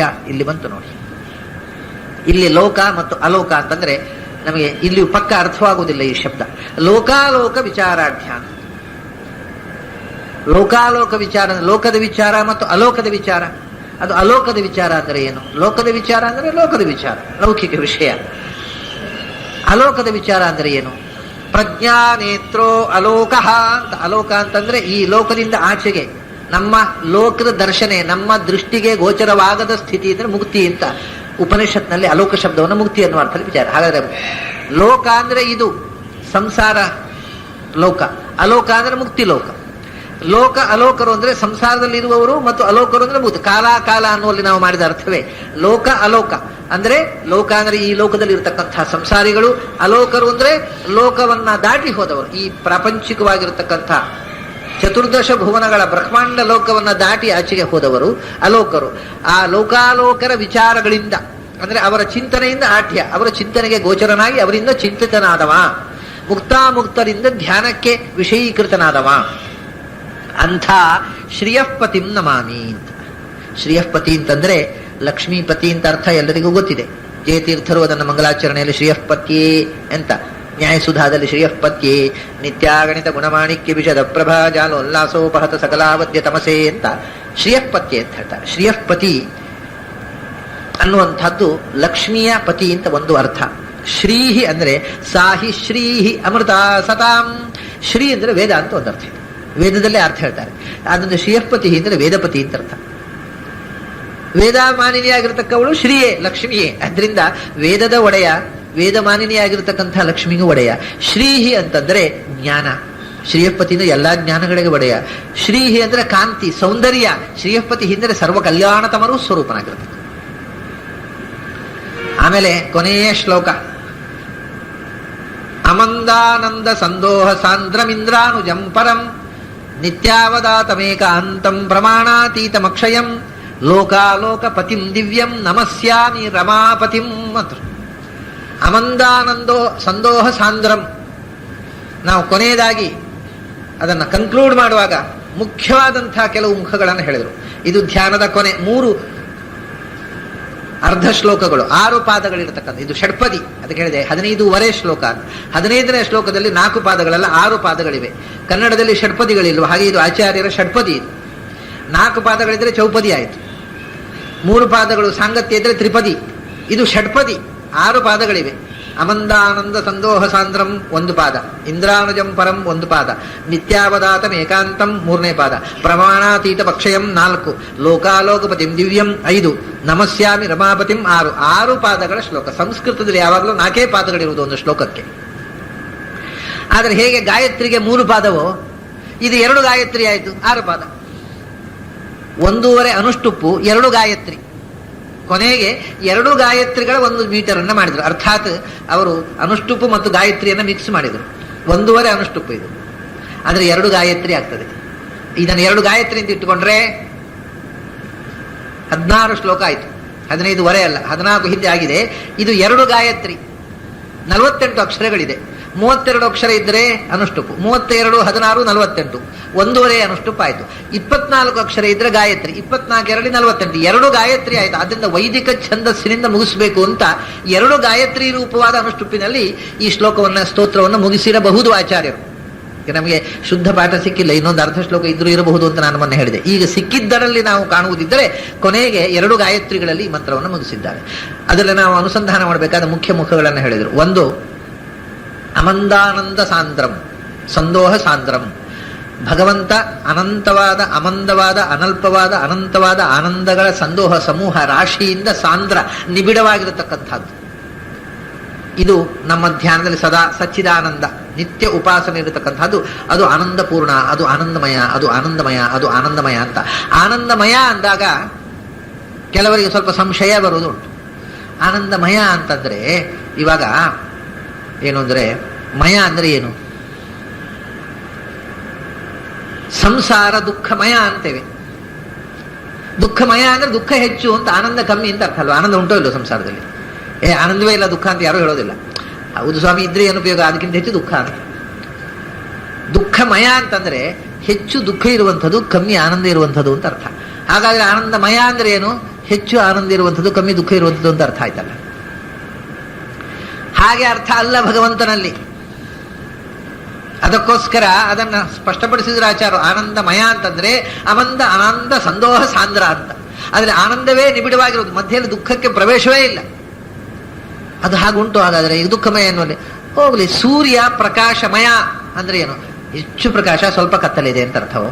ಅಲ್ಲ, ಕೇವಲ ಪ್ರಕಾಶ ಅಂತ ಅರ್ಥ ಅಲ್ವಾ? ಹಾಗೆಯೇ ಹಾಗಾದ್ರೆ ಒಂದು ಕಡೆ ಅರ್ಥ ಇದೆ ಅಂತ ಇನ್ನೊಂದು ಕಡೆ ಹಾಗೆ ಅರ್ಥ ಮಾಡ್ಲಿಕ್ಕೆ ಹೋಗಬಾರ್ದು. ಎಲ್ಲಿ ಹೇಗೆ ಅರ್ಥ ಮಾಡಬೇಕು ಅನ್ನೋದು ಗೊತ್ತಿರಬೇಕು. ಆನಂದಮಯ ಅಂದ್ರೆ ಆನಂದ ಸಂದೋಹ ಸಾಂದ್ರ, ಅನಂತವಾದ ಆನಂದಗಳ ರಾಶಿ ರಾಶಿ ನಿಬಿಡವಾಗಿ, ಇನ್ನು ಅನಾನಂದಕ್ಕೆ ಪ್ರವೇಶಕ್ಕೆ ಜಾಗ ಇಲ್ಲದಷ್ಟು ಸಾಂದ್ರವಾಗಿರ್ತಕ್ಕ ರೂಪ ಅದು. ಅಮಂದಾನಂದ ಸಂದೋಹ ಸಾಂದ್ರಂ. ಅವನನ್ನ ಇಂದ್ರಾನುಜಂ, ಈ ಮನ್ವಂತರದ ರೂಪ ಅಲ್ವಾ ಅದು? ನಾವು ಈ ಯುಗದ ರೂಪವಾಗಿ ಕೃಷ್ಣನನ್ನ ಧ್ಯಾನ ಮಾಡ್ತೇವೆ. ಈ ಮನ್ವಂತರದ ರೂಪವಾಗಿ ನಮಗೊಂದು ವಿಶೇಷವಾದಂಥ ಋಣ ಇದೆ. ಯಾವ ರೂಪಕ್ಕೆ? ವಾಮನನೇ. ವೈವಸ್ವತ ಮನ್ವಂತರದ ಉಪೇಂದ್ರ ಅವನು. ಉಪೇಂದ್ರ ಅಂದ್ರೆ ಇಂದ್ರಾನುಜ ಅಂದ್ರೆ ಒಂದೇ ಅರ್ಥ. ಉಪೇಂದ್ರ ಅಂದ್ರೆ ಇಂದ್ರನ ತಮ್ಮ ಅಂತ ಅರ್ಥ. ಭಗವಂತ ಉಪೇಂದ್ರ ನಾಮಕ ಈ ಮನ್ವಂತರದ, ವೈವಸ್ವತ ಮನ್ವಂತರದ ಉಪೇಂದ್ರ ಯಾರು? ವಾಮನ. ಯಾಕೆ? ಇಂದ್ರಾನುಜಂ, ಇಂದ್ರ ಹುಟ್ಟಿದ ಮೇಲೆ ಹುಟ್ಟಿದ್ದವನು. ಅದೇ ದ್ವಾದಶಾದಿತ್ಯರು. ದ್ವಾದಶಾದಿತ್ಯರಲ್ಲಿ ಕೊನೆಗೆ ಹುಟ್ಟಿದವ ವಾಮನ. ವಿವಸ್ವಾನ ಅರ್ಯಮ ಪೂಷಾ ತ್ವಷ್ಟಾಥ ಸವಿತಾ ಭಗಃ ಧಾತ ವಿಧಾತ ವರುಣ ಮಿತ್ರ, ಇವರು 10 ಜನ. ಆಮೇಲೆ ಶಕ್ರ ಇಂದ್ರ, ಆಮೇಲೆ ಉರುಕ್ರಮ ವಾಮನ. ಇಂದ್ರ ಹುಟ್ಟಿದ ಮೇಲೆ ಕಶ್ಯಪ ಅದಿತಿಗಳ ದಾಂಪತ್ಯದ ಫಲವಾಗಿ ಏಕಾದಶ ಆದಿತ್ಯರು ಹುಟ್ಟಿದ ಮೇಲೆ ಕೊನೆಯ ಆದಿತ್ಯನಾಗಿ, ಅಂದ್ರೆ ಅದಿತಿಯ ಮಗನಾಗಿ ಹುಟ್ಟಿದವ ವಾಮನ. ಆದ್ದರಿಂದ ಅವನು ಇಂದ್ರನಿಗೆ ತಮ್ಮ. ದ್ವಾದಶಾದಿತ್ಯರಲ್ಲಿ ಕೊನೆಯವ. ಅದನ್ನೇ ಭಾರತದಲ್ಲಿ ಬಹಳ ಸುಂದರವಾಗಿ ಹೇಳ್ತಾರೆ, ಅಜಘನ್ಯ ಜಘನ್ಯಜಃ ಅಂತ. ವಾಮನ ಅವನು ಯೋಗ್ಯತೆಯಲ್ಲಿ ಕೊನೆಯವನಲ್ಲ, ಆದರೆ ಹುಟ್ಟಿನಲ್ಲಿ ಸೀನಿಯಾರಿಟಿ ಮೇಲೆ ಕೊನೆಯವ ಅಂತ. ಅಜಘನ್ಯ, ಸ್ವತಃ ಯಾರಿಗೂ ಕೊನೆಯವನಲ್ಲ, ಎಲ್ಲರಿಗೂ ಮೊದಲಿಗ. ಆದರೆ ಇಲ್ಲಿ ಅವತಾರದ ಕ್ರಮದಲ್ಲಿ ನಮಗೆ ಕ್ರೊನೊಲಾಜಿಕಲಿ ಹೇಳಬೇಕಲ್ಲ, ಕೊನೆಗೆ ಹುಟ್ಟಿದ. ಅಜಘನ್ಯ ಜಘನ್ಯಜ. ಇಂದ್ರಾನುಜಂ, ಇಂದ್ರನ ಅನಂತರ ಹುಟ್ಟಿದವ, ಇಂದ್ರನ ತಮ್ಮನಾಗಿ ಅವತರಿಸಿದವ ವಾಮನ ರೂಪ ಅಂತ. ಅದು ವಿಶೇಷವಾಗಿ ಈ ವೈವಸ್ವತ ಮನ್ವಂತರದ ರೂಪ. ನಾವು ವೈವಸ್ವತ ಮನ್ವಂತರೇ ಅಷ್ಟಾವಿಂಶಿತ ಮೇಘಲಿಗೆ ಅಂತ ಹೇಳಿದಾಗ ವೈವಸ್ವತ ಮನ್ವಂತರಕ್ಕೆ ಸಂಬಂಧಪಟ್ಟ ವಾಮನನನ್ನು, ಅಷ್ಟಾವಿಂಶಿತ ಮಗಲಿಗೆ ಸಂಬಂಧಪಟ್ಟ ಕೃಷ್ಣನನ್ನು ಮರಿಬಾರದು. ಈ ಎರಡು ಈ ಯುಗಕ್ಕೂ ಮತ್ತು ಈ ಮನ್ವಂತರಕ್ಕೂ ಸಂಬಂಧಪಟ್ಟ ರೂಪ. ಅಷ್ಟೇ ಅಲ್ಲ, ಸವಾಮನಿಹಿ ಸಭಾಮನಿಹಿ, ಭಗವಂತ ಕಣ್ಣಿನಲ್ಲಿ ವಾಮನ ರೂಪದಿಂದ ಇದ್ದಾನೆ ಅಂತ ಉಪನಿಷತ್ತು ಹೇಳುತ್ತೆ. ನಮಗೆ ಎಲ್ಲಕ್ಕಿಂತ ಮುಖ್ಯವಾದ ಇಂದ್ರಿಯ ಕಣ್ಣು. ಕಣ್ಣು ಇಲ್ಲದೇ ಇದ್ರೆ ಏನೂ ಇಲ್ಲ. ಆದ್ದರಿಂದ ಕಣ್ಣಾರೆ ಕಾಣುವುದು ಅಂತ ಆ ಆನಂದ ಕೇಳಿದ್ದರಲ್ಲಿ ಇಲ್ಲ. ನಮಗೀಗ ಈ ಉಪನಿಷತ್ತು ಕೇಳಿದಾಗ ನಿಜವಾಗಿ ಏನಾಗುವುದು, ಏನೋ ಭಗವಂತನ ಬಗ್ಗೆ ಇಷ್ಟೆಲ್ಲ ಕೇಳಿದೇವಲ್ವ, ಅದನ್ನು ಕಾಣಬೇಕು ಅಂತ. ಕೇಳಿದ ಮೇಲೆ ಮತ್ತಷ್ಟು ಅತೃಪ್ತಿ. ಏನನ್ನ ಕೇಳಿದೆವೋ ಅದನ್ನು ಕಾಣಬೇಕು. ಈ ಅಮೆರಿಕಕ್ಕೆ ಹೋಗಿ ಬಂದವರು ಅಮೆರಿಕದ ಅನುಭವ ಹೇಳಿದ ಮೇಲೆ ನಮಗೊಂದು ವೀಸಾ ಮಾಡಿಕೊಡಿ ಸ್ವಾಮಿ, ಏನಾದರೂ ಮಾಡಿ ನಾವು ಹೋಗಬೇಕು, ನಾವು ನೋಡಬೇಕು. ನೀವು ಮಾತ್ರ ನೋಡೋದು ಅಂದ್ರೆ ಏನು? ನೀವು ನೋಡಿ ಹೇಳುವುದು, ನಾವು ಕೇಳುವುದು, ನಾವೇ ಹೋಗಿ ನೋಡಬೇಕು. ಹಾಗೆ ಕೇಳುವುದರಿಂದ ಇನ್ನಷ್ಟು ಅತೃಪ್ತಿ ಬೆಳೆಯೋದು, ಕಾಣಬೇಕು ಅನ್ನುವಂಥ ಆಸೆ ಬೆಳೆಯುತ್ತೆ. ಕಣ್ಣೇ ಇಲ್ಲದೇ ಇದ್ದರೆ ಎಂಥ ಭಯಾನಕ ಅದು. ಅದರಿಂದ ಈ ಕಣ್ಣಿನಲ್ಲಿ ಇದ್ದು ಭಗವಂತ ವಾಮನ ರೂಪದಿಂದ ಇದ್ದಾನೆ. ಸ ವಾಮನಿಹಿ ಸ ಭಾಮನಿಹಿ, ಅವನಿಗೆ ವಾಮನ ಭಾಮನ ಅಂತ ಹೆಸರು ಅಂತ ಹೇಳ್ತಾರೆ. ಅದು ಇದ್ದಾನೆ ಅಂತ ಗಮನಕ್ಕೇನು? ಸರ್ಪಿರುವ ಉದಕಂಬಾ ಸಿಂಚತಿ ವತ್ಮನಿ ಏ ವಗಚ್ಚತಿ ಎಂದ್ರು. ಅವನು ಇದ್ದಾನೆ ಅಂತ ಅನ್ನೋದು ಕಾರಣ ಅಂದರೆ ಅವನು ಎಲ್ಲಿ ಇರ್ತಾನೋ ಅದು ಅತ್ಯಂತ ಸ್ವಚ್ಛವಾದ ಸ್ಥಳ, ಕೊಳಕಾದ ಜಾಗದಲ್ಲಿ ಅವನು ಇರೋದಿಲ್ಲ. ಕಣ್ಣು ನಮ್ಮ ದೇಹದಲ್ಲಿ ಅತ್ಯಂತ the purest part of body. ಯಾಕೆಂದ್ರೆ ಕಣ್ಣಿನಲ್ಲಿ ಕೊಳೆ ಆಗುವುದಂತಲೇ ಇಲ್ಲ. ಕಣ್ಣಿನ ಸುತ್ತ ಆಗಬಹುದು, ಕಣ್ಣಿನ ರೆಪ್ಪೆಯಲ್ಲಿ, ಕಣ್ಣಿನ ಹುಬ್ಬಿನಲ್ಲಿ, ಆ ರೋಮಗಳಲ್ಲಿ. ಕಣ್ಣಿನ ಒಳಗಿನ ಭಾಗ ಉಂಟಲ್ಲ, ಅದು ಲೆನ್ಸ್, ಅದು ಕ್ಲೀನ್ ಇದ್ರೆ ರಿಫ್ಲೆಕ್ಷನ್ನೇ ಬೀಳೋದಿಲ್ಲ. ಅದು ಬಹಳ ಸ್ವಚ್ಛವಾದ್ದು. ಅದಕ್ಕೆ ಏನಾದರೂ ಕಸ ಬಿದ್ದರೆ ತತ್ಕ್ಷಣ ಕಣ್ಣಿನಲ್ಲಿ ನೀರು ಕ್ರಿಯೇಟ್ ಆಗಿ ಕಣ್ಣಿನ ಕೆಳಗಿನಿಂದ ಅದು ಇಳ್ಕೊಂಡು ಹೋಗುತ್ತೆ. It ವಾಷಸ್ out. ಅದು ಕ್ಲೀನ್, ಅದನ್ನು ತೊಳೆದು ಬಿಡುತ್ತೆ. ಕಣ್ಣನ್ನು ಆಟೋಮ್ಯಾಟಿಕಲಿ ಈಗ ಆಟೋಮ್ಯಾಟಿಕ್ ವಾಷಿಂಗ್ ಮೆಷಿನ್ಸ್ ಬಂದಿದ್ದಾವೆ. ಅದರಲ್ಲಿ ನೀವು ಸ್ವಿಚ್ ಹಾಕಿದ ತಕ್ಷಣ ನೀರು ಬರುತ್ತೆ, ವಾಶ್ ಮಾಡುತ್ತೆ, ಆಮೇಲೆ ನೀರು ಹೋಗುತ್ತೆ, ಮತ್ತೊಮ್ಮೆ ವಾಶ್ ಮಾಡಿ ಪುನಃ ನೀರು ಬರುತ್ತೆ. ಹಾಗೆ ನಮ್ಮ ದೇಹದಲ್ಲಿ ಎಲ್ಲಿ ಕೊಳೆ ಆದರೂ ಆಟೋಮೆಟಿಕ್ ವಾಷಿಂಗ್ ವ್ಯವಸ್ಥೆ ಇಲ್ಲ. ಕಣ್ಣಿನಲ್ಲಿ ಏನಾದರೂ ಒಂದು ಕಸ, ಒಂದು ಧೂಳಿನ ಕಣ ಬಿದ್ದ ತಕ್ಷಣ ಕಣ್ಣಲ್ಲಿ ನೀರು ಇಳಿಲಿಕ್ಕೆ ಶುರು ಆಗುತ್ತೆ. ಕೂಡಲೇ ಅಲ್ಲಿಂದ ಆಟೋಮೆಟಿಕ್ ಟ್ಯಾಪ್ ಆನ್ ಆಗುತ್ತೆ, ನೀರು ಇಳಿದು ತೊಳ್ಕೊಂಡು ಹೋಗ್ಬಿಡುತ್ತೆ. ಸೊ ಪ್ರತಿಯೊಂದು ಏನೇ ಬಿದ್ದರೂ ತೊಳೆದು ಸ್ವಚ್ಛ ಮಾಡುವಂತಹ ವ್ಯವಸ್ಥೆ ಕಣ್ಣಿಗೆ ಮಾತ್ರ ಇದೆಯನ್ನು ಯಾವ ಇಂದ್ರಿಯಕ್ಕೂ ಇಲ್ಲ. ಯಾಕೆಂದ್ರೆ ಅಲ್ಲಿ ಭಗವಂತ ಇದ್ದಾನೆ ಅಂತ ಸದಾ ಸ್ವಚ್ಛ ಮಾಡ್ತಾ ಇರೋದು ಅದನ್ನು. ಆ ಇಂದ್ರಿಯಗಳು ಕಣ್ಣಿನಲ್ಲಿ ಭಗವಂತ ಇದ್ದಾನೆ. ಆದ್ರಿಂದ ಸರ್ಪಿರುವ ಉದಕಂವಾ ಸಿಂಚತಿ, ನೀವು ತುಪ್ಪದ ಡ್ರಾಪ್ ಹಾಕಿ ಕಣ್ಣಿಗೆ, ನೀರಿನ ಡ್ರಾಪ್ ಹಾಕಿ ಅದು ಕೆಳಗೆ ಇಳಿದು ಇಲ್ಲಿ ಇಳಿದು ಹೋಗುತ್ತೆ. ಅದು ಕಣ್ಣಿಗೆ ತಾಗುವುದೇ ಇಲ್ಲ. ಕಮಲದ ಎಲೆ ಹೇಗೋ ಹಾಗೆ ಅಲಿಪ್ತವಾಗಿರತಕ್ಕಂಥದ್ದು ಒಂದು ಇಂದ್ರಿಯ ಇದ್ದರೆ ನಮ್ಮ ದೇಹದಲ್ಲಿ ಅದು ಕಣ್ಣು. ಯಾಕೆಂದ್ರೆ ಸವಾಮನಿಹಿ ಸ್ವಭಾಮನಿಹಿ. ಅದು ಯಾಕೆ ಇಂದ್ರಿಯ ಅಷ್ಟು ನಿರ್ಲಿಪ್ತವಾಯಿತು, ಯಾವುದರ ಲೇಪವೂ ಇಲ್ಲ ಅಂದ್ರೆ ನಿರ್ಲಿಪ್ತನಾದ ಅಸಂಗನಾದ ಭಗವಂತ ಅಲ್ಲಿ ಕೂತ್ಬಿಟ್ಟಿದ್ದಾನೆ. ಅದರಿಂದ ಅದಕ್ಕೆ ಆ ಶಕ್ತಿ ಬಂತು. ಅವನಿಗೆ ವಾಮನ ಅಂತ ಹೆಸರು. ಯಾಕೆ? ಇಂದ್ರಾನುಜನಿಗೆ ಕಣ್ಣಿನಲ್ಲಿ ಇರೋದ್ರಿಂದಲೇ ವಾಮನ ಅಂತ ಹೆಸರು. ಮನುಷ್ಯನ ಸೌಂದರ್ಯದ ಸೆಂಟರ್, ಕೇಂದ್ರ ಬಿಂದು ಕಣ್ಣು. ಮನುಷ್ಯನ ಇಡೀ ವ್ಯಕ್ತಿತ್ವದ ಸೌಂದರ್ಯದ ಕೇಂದ್ರ ಬಿಂದು ಕಣ್ಣು. ಕಣ್ಣಿಗೆ ನೀವು ಪಟ್ಟಿ ಹಚ್ಚಿಬಿಟ್ರೆ ಮನುಷ್ಯನ ಇಡೀ ಫೋಟೋ ಹಾಕಿದ್ರು ಗುರುತು ಹತ್ತುವುದಿಲ್ಲ. ಆದ್ದರಿಂದ ಇಡೀ ವ್ಯಕ್ತಿತ್ವದ ಛಾಪು ಇರುವುದು ಕಣ್ಣಿನಲ್ಲಿ. ವಾಮನ ಅಂದ್ರೆ, ವಾಮ ಅಂದ್ರೆ ಸಂಸ್ಕೃತದಲ್ಲಿ ಸೌಂದರ್ಯ. ಇಡೀ ದೇಹದ ರೂಪದ ಚಲುವನ್ನು ನಿಯಂತ್ರಿಸುವ ರೂಪ ವಾಮನ.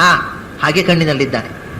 ಆಮೇಲೆ ಕಠೋಪನಿಷತ್ನಲ್ಲಿ ಇನ್ನೊಂದು ರೀತಿ ಹೇಳ್ತಾರೆ, ಮಧ್ಯೆ ವಾಮನಮಾಸೀನಂ ವಿಶ್ವೇ ದೇವಾಹ ಉಪಾಸತೆ. ಹೃದಯದ ಮಧ್ಯದಲ್ಲಿ ವಾಮನ ಇದ್ದಾನೆ, ಉಳಿದ ದೇವತೆಗಳೆಲ್ಲ ಸುತ್ತ ಅವನನ್ನು ಉಪಾಸನೆ ಮಾಡ್ತಾ ಇದ್ದಾರೆ ಅಂತ ಧ್ಯಾನ ಮಾಡು. ಹೀಗೆ ಇಂದ್ರಾನುಜ ಇದ್ದಾನಲ್ಲ, ಅವನ ಹೃದಯದಲ್ಲಿ ಧ್ಯೇಯ, ಕಣ್ಣಿನಲ್ಲಿ ಧ್ಯೇಯ, ಈ ಮನ್ವಂತರದ ಅವತಾರವಾಗಿ ಧ್ಯೇಯ. ಅದಕ್ಕೋಸ್ಕರ ಇಂದ್ರಾನುಜಂ ಅಂದ್ರು. ಅಮಂದಾನಂದ ಸಂದೋಹ ಸಾಂದ್ರಂ ಇಂದ್ರಾನುಜಂ ಪರಂ. ಇಂದ್ರನಿಗೆ ತಮ್ಮ, ಆದರೆ ಪರಂ ಇಂದ್ರನಿಗೆ ಅಣ್ಣ ಅಂದ್ರು. ಇಂದ್ರನಿಗೆ ತಮ್ಮ, ಅದು ಇಂದ್ರನಿಗಿಂತ ದೊಡ್ಡವ. ಪರಂ, is great, is greater than Indra. Though is younger brother of Indra, he is greater than Indra. Indra ಅನುಜ, ಹಿ ಈಸ್ ಜೂನಿಯರ್. ಆದರೆ ಪರಂ, ಇಂದ್ರನಿಗಿಂತ ಶ್ರೇಷ್ಠನಾದವ. ನಿತ್ಯಾವದಾತಂ, ಸದಾ ಶುದ್ಧವಾದದ್ದು. ಅದೇ ಅವನ ಕಣ್ಣಿನಲ್ಲಿದ್ದರಿಂದ ಕಣ್ಣು ಶುದ್ಧವಾಯಿತು ನೋಡಿ. ಹಾಗಾದ್ರೆ ಭಗವಂತ ಕಣ್ಣಿನಲ್ಲಿ ಕೂತದ್ರಿಂದ ಆಟೋಮ್ಯಾಟಿಕ್ ಆಗಿ ಕಣ್ಣಿಗೆ ವಾಷಿಂಗ್ ಪ್ರೋಸೆಸ್, ತನ್ನಷ್ಟಕ್ಕೆ ನೀರು ಬಂದು ಟ್ಯಾಪ್ ಆನ್ ಆಗಿ ತೊಳ್ಕೊಂಡು ಹೋಗುತ್ತೆ. ಅದೇ ರೀತಿ ಹಾಗಾದ್ರೆ ಭಗವಂತ ನಮ್ಮ ಹೃದಯದಲ್ಲಿ ಕುಡಿಸ್ಬಿಟ್ರೆ ಹೃದಯವೂ ಸ್ವಚ್ಛವಾಗುತ್ತೆ. ಅವನು ಎಲ್ಲೆಲ್ಲಿ ಬಂದು ಕೂತ ಅದೆಲ್ಲ ಸ್ವಚ್ಛವಾಗ್ತಾ ಹೋಗುತ್ತಲ್ಲ.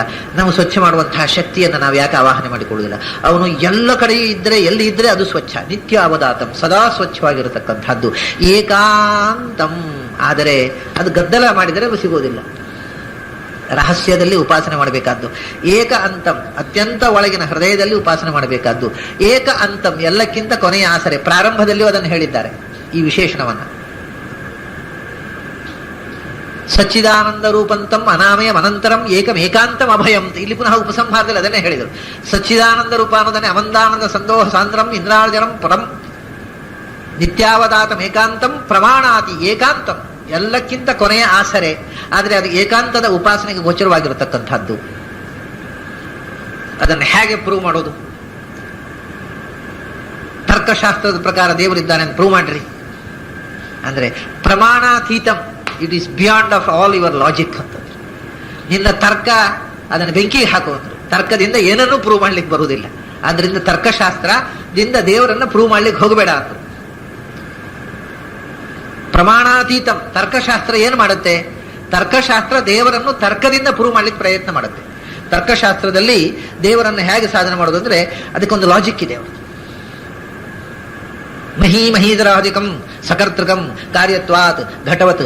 ಇದು ಉದಯನಾಚಾರ್ಯರಂತಹ ಮಹಾನೈಯಾಯಿಕ ತಾರ್ಕಿಕ ತರ್ಕಶಾಸ್ತ್ರದ ಆಚಾರ್ಯ ಪುರುಷ. ಹೇಗೆ ಉದಯನಾಚಾರ್ಯರು ಕುಸುಮಾಂಜಲಿ ಅಂತ ಒಂದು ಗ್ರಂಥ ಬರೆದಿದ್ದಾರೆ. ತರ್ಕ ಸಂಗ್ರಹ ತರ್ಕಶಾಸ್ತ್ರದ ಬಾಲಗ್ರಂಥ, ಕುಸುಮಾಂಜಲಿ ಅದರ ಮೇರು ಗ್ರಂಥ, ತುತ್ತ ತುದಿಯ ಗ್ರಂಥ. ಅದನ್ನು ಉದಯನಾಚಾರ್ಯ ಕುಸುಮಾಂಜಲಿ ಅದರಲ್ಲಿ ಹೇಳಿರತಕ್ಕ ಲಾಜಿಕ್ ಇದು. ಏನು ಅಂದ್ರೆ ಮಹೀಧರಾಧಿಕಂ ಸಕರ್ತೃಕಂ ಕಾರ್ಯತ್ವಾತ್ ಘಟವತ್. ಈ ಪರ್ವತ, ಈ ಬೆಟ್ಟ, ಈ ಭೂಮಿ, ಇದೆಲ್ಲಕ್ಕೂ ಒಬ್ಬ ಕರ್ತೃ ಇರಬೇಕು. ಯಾಕೆಂದ್ರೆ ಇದು ಕಾರ್ಯ. ಆದ್ದರಿಂದ ಮಡಿಕೆಯ ಹಾಗೆ, ಮಡಿಕೆಗೆ ಒಂದು ಆಕಾರ ಬಂದಿದೆ, ಅದನ್ನು ಮಾಡಿದ ಒಬ್ಬ ಇದ್ದಾನೆ. ಹುಡುಗರು ಮಡಿಕೆ ಮಾಡಿ ಅಂಗಡಿ ತಂದ ಮೇಲೆ ಮಕ್ಕಳು ಅದನ್ನು ಮಾಡಿದವ ಗೊತ್ತಿಲ್ಲ. ಓಹೋ ಮಡಕೆ ಅದು ತನ್ನಷ್ಟಕ್ಕೆ ಆಯಿತು ಅಂತ ತಿಳ್ಕೊಂಡ್ರೆ ಹೇಗೆ? ಅದು ತನ್ನಷ್ಟಕ್ಕೆ ಆಗೋದಿಲ್ಲ, ಅದನ್ನು ಮಾಡಿದ ಒಬ್ಬ ಇದ್ದಾನೆ. ಹಾಗೆಯೇ ಒಂದು ವಸ್ತು, a thing which has form is created. ಯಾಕೆಂದ್ರೆ ಫಾರ್ಮ್ ಈಸ್ ಆಲ್ವೇಸ್ ಕ್ರಿಯೇಟೆಡ್. ನಿರ್ಮಾಣವಾಗದ್ದು ಅಲ್ಲ, ಆಕಾರ ಅನ್ನೋದು ಕೊಡುವಂಥದ್ದು. ಈ ವಿಶ್ವಕ್ಕೆ ಒಂದು ಆಕಾರ ಇದೆ, ಅದರಿಂದ ಇದು ಕಾರ್ಯ. It is created. ಕ್ರಿಯೇಟೆಡ್ ಅಂದ ಮೇಲೆ there must be a cause creator behind it. ಆದ್ರಿಂದ ಈ ಜಗತ್ತು ಅನ್ನುವುದು ಒಂದು ಕಾರ್ಯ. ಆದ್ದರಿಂದ ಇದರ ಹಿಂದೆ ಒಂದು ಕಾರಣ ಇರಬೇಕು, ಅದು ದೇವರು ಅಂತ. ಇದು ಲಾಜಿಕ್ ಅವರದ್ದು. ಈ ಲಾಜಿಕ್ನಿಂದ ಎಷ್ಟು ಜನರಿಗೆ ಕನ್ವಿನ್ಸ್ ಆಗುತ್ತೆ ಹೇಳಿ? ಈ ಲಾಜಿಕ್ನಿಂದ ಕನ್ವಿನ್ಸ್ ಆದವರಿಗೆ ಆಯಿತು, ಇಲ್ಲದೆ ಇದ್ರೆ ಅದು ತನ್ನಷ್ಟಕ್ಕೆ ವಿಕಾರ ಆಗ್ತಾ ಆಗ್ತಾ ಆಗ್ತಾ ಆಯ್ತಪ್ಪ, ಅದಕ್ಕೊಂದು ದೊಡ್ಡ ಸಂಗತಿ ಅಂತದ್ದು.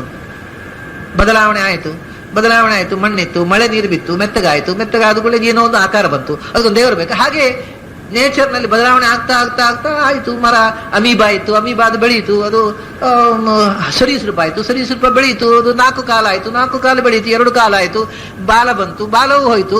ಅದೆಲ್ಲ ಬೆಳವಣಿಗೆಯಲ್ಲಿ ಆಗತಕ್ಕಂಥ natural developments. God is not necessary ಅಂತ ಹೇಳಲಿಕ್ಕೆ ಶುರು ಮಾಡಿದ್ರು ಮತ್ತೊಬ್ಬರು. ನಿಮ್ಮ ಲಾಜಿಕ್ ಮಾಡಿದರೆ ದೇವರು ಇದ್ದಾನೆ ಅಂತ ಮಾಡಿದರೆ ದೇವರು ಇಲ್ಲ ಅಂತ ಲಾಜಿಕ್ ಮಾಡ್ಲಿಕ್ಕೆ ಬರ್ತದೆ. ಯಾಕೆಂದ್ರೆ ನೋಡಿ, ನಾನೊಂದು ಲಾಜಿಕ್ ಮಾಡ್ತೇನೆ. ಈಗ ನೀವೇನು ಹೇಳಿದ್ದು, ಪರ್ವತ, ಭೂಮಿ, ಇದನ್ನೆಲ್ಲ ಇದು ಒಂದು ಕಾರ್ಯ, ಆದ್ದರಿಂದ ಇದನ್ನು ಮಾಡಿದ ಒಬ್ಬ ಇರಬೇಕು ಅಂತ. ಘಟದಂತೆ ಮಡಕೆಯಂತೆ ಅಂತ ಅಲ್ವಾ?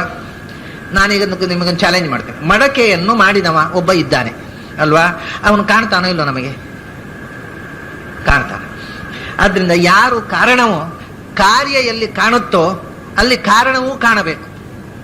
ಇಲ್ಲಿ ಕಾರಣ ಕಾಣುವುದರಿಂದ ಕಾರಣ ಇದೆ, ಅಲ್ಲಿ ಕಾಣುವ ಕಾರಣ ಇಲ್ಲದೆ ಇದ್ದದ್ರಿಂದ ಕಾರಣ ಇಲ್ಲ. ಇದ್ರೆ ಕಾಣಬೇಕು.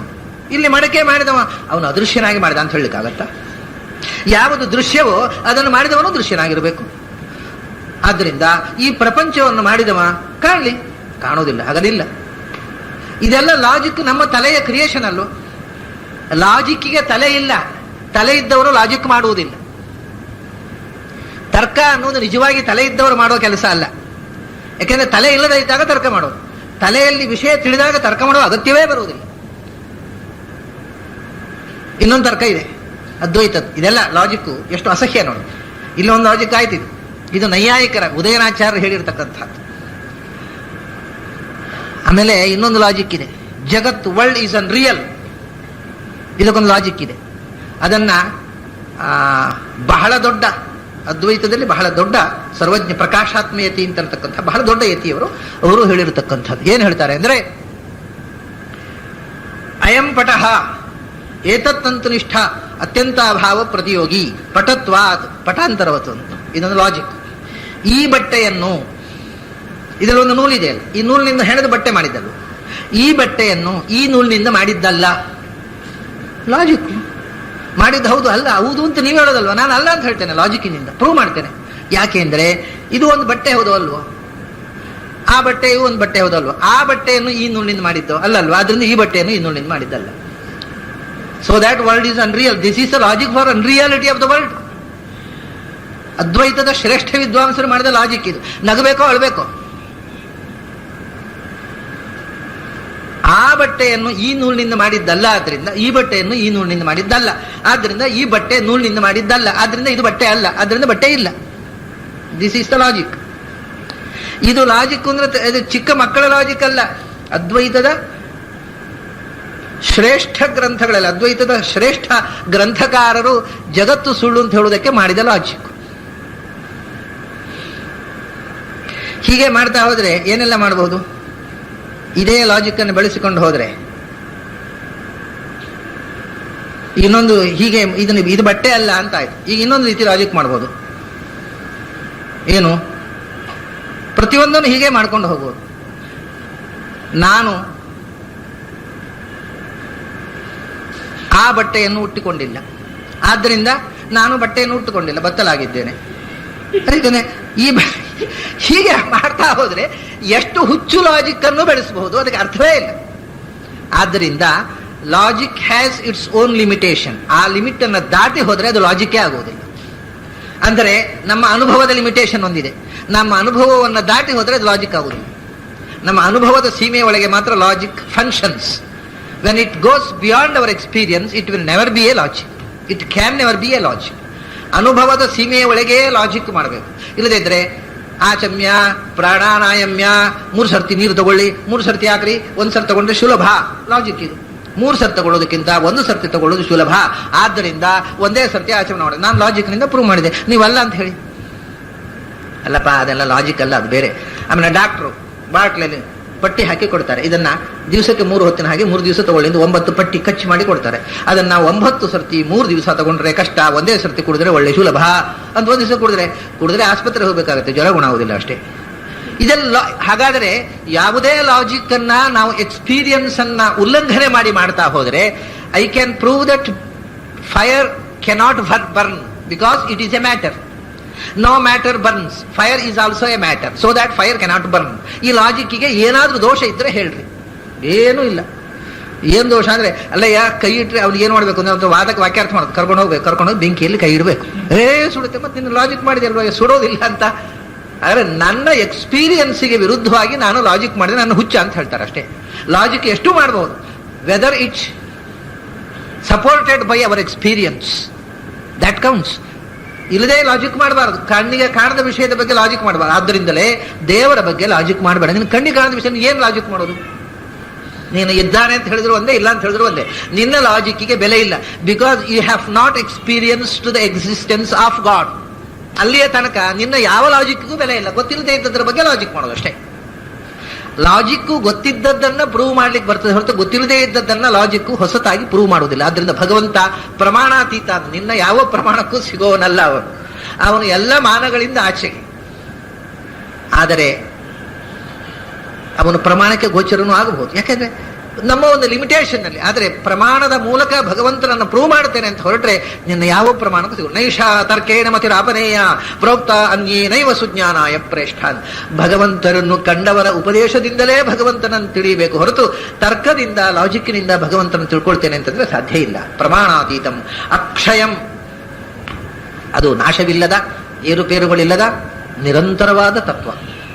ಲೋಕಾಲೋಕ ಪತಿಂ, ಅವನು ಮುಕ್ತರಿಗೂ ಅಮುಕ್ತರಿಗೂ ನಿಯಾಮಕ. ಲೋಕ ಅಂದ್ರೆ ಮುಕ್ತಿ ಲೋಕ, ಅಮುಕ್ತ ಲೋಕ, ಅಲೋಕ ಅಂದ್ರೆ ಮುಕ್ತರದ ಸ್ಥಿತಿ.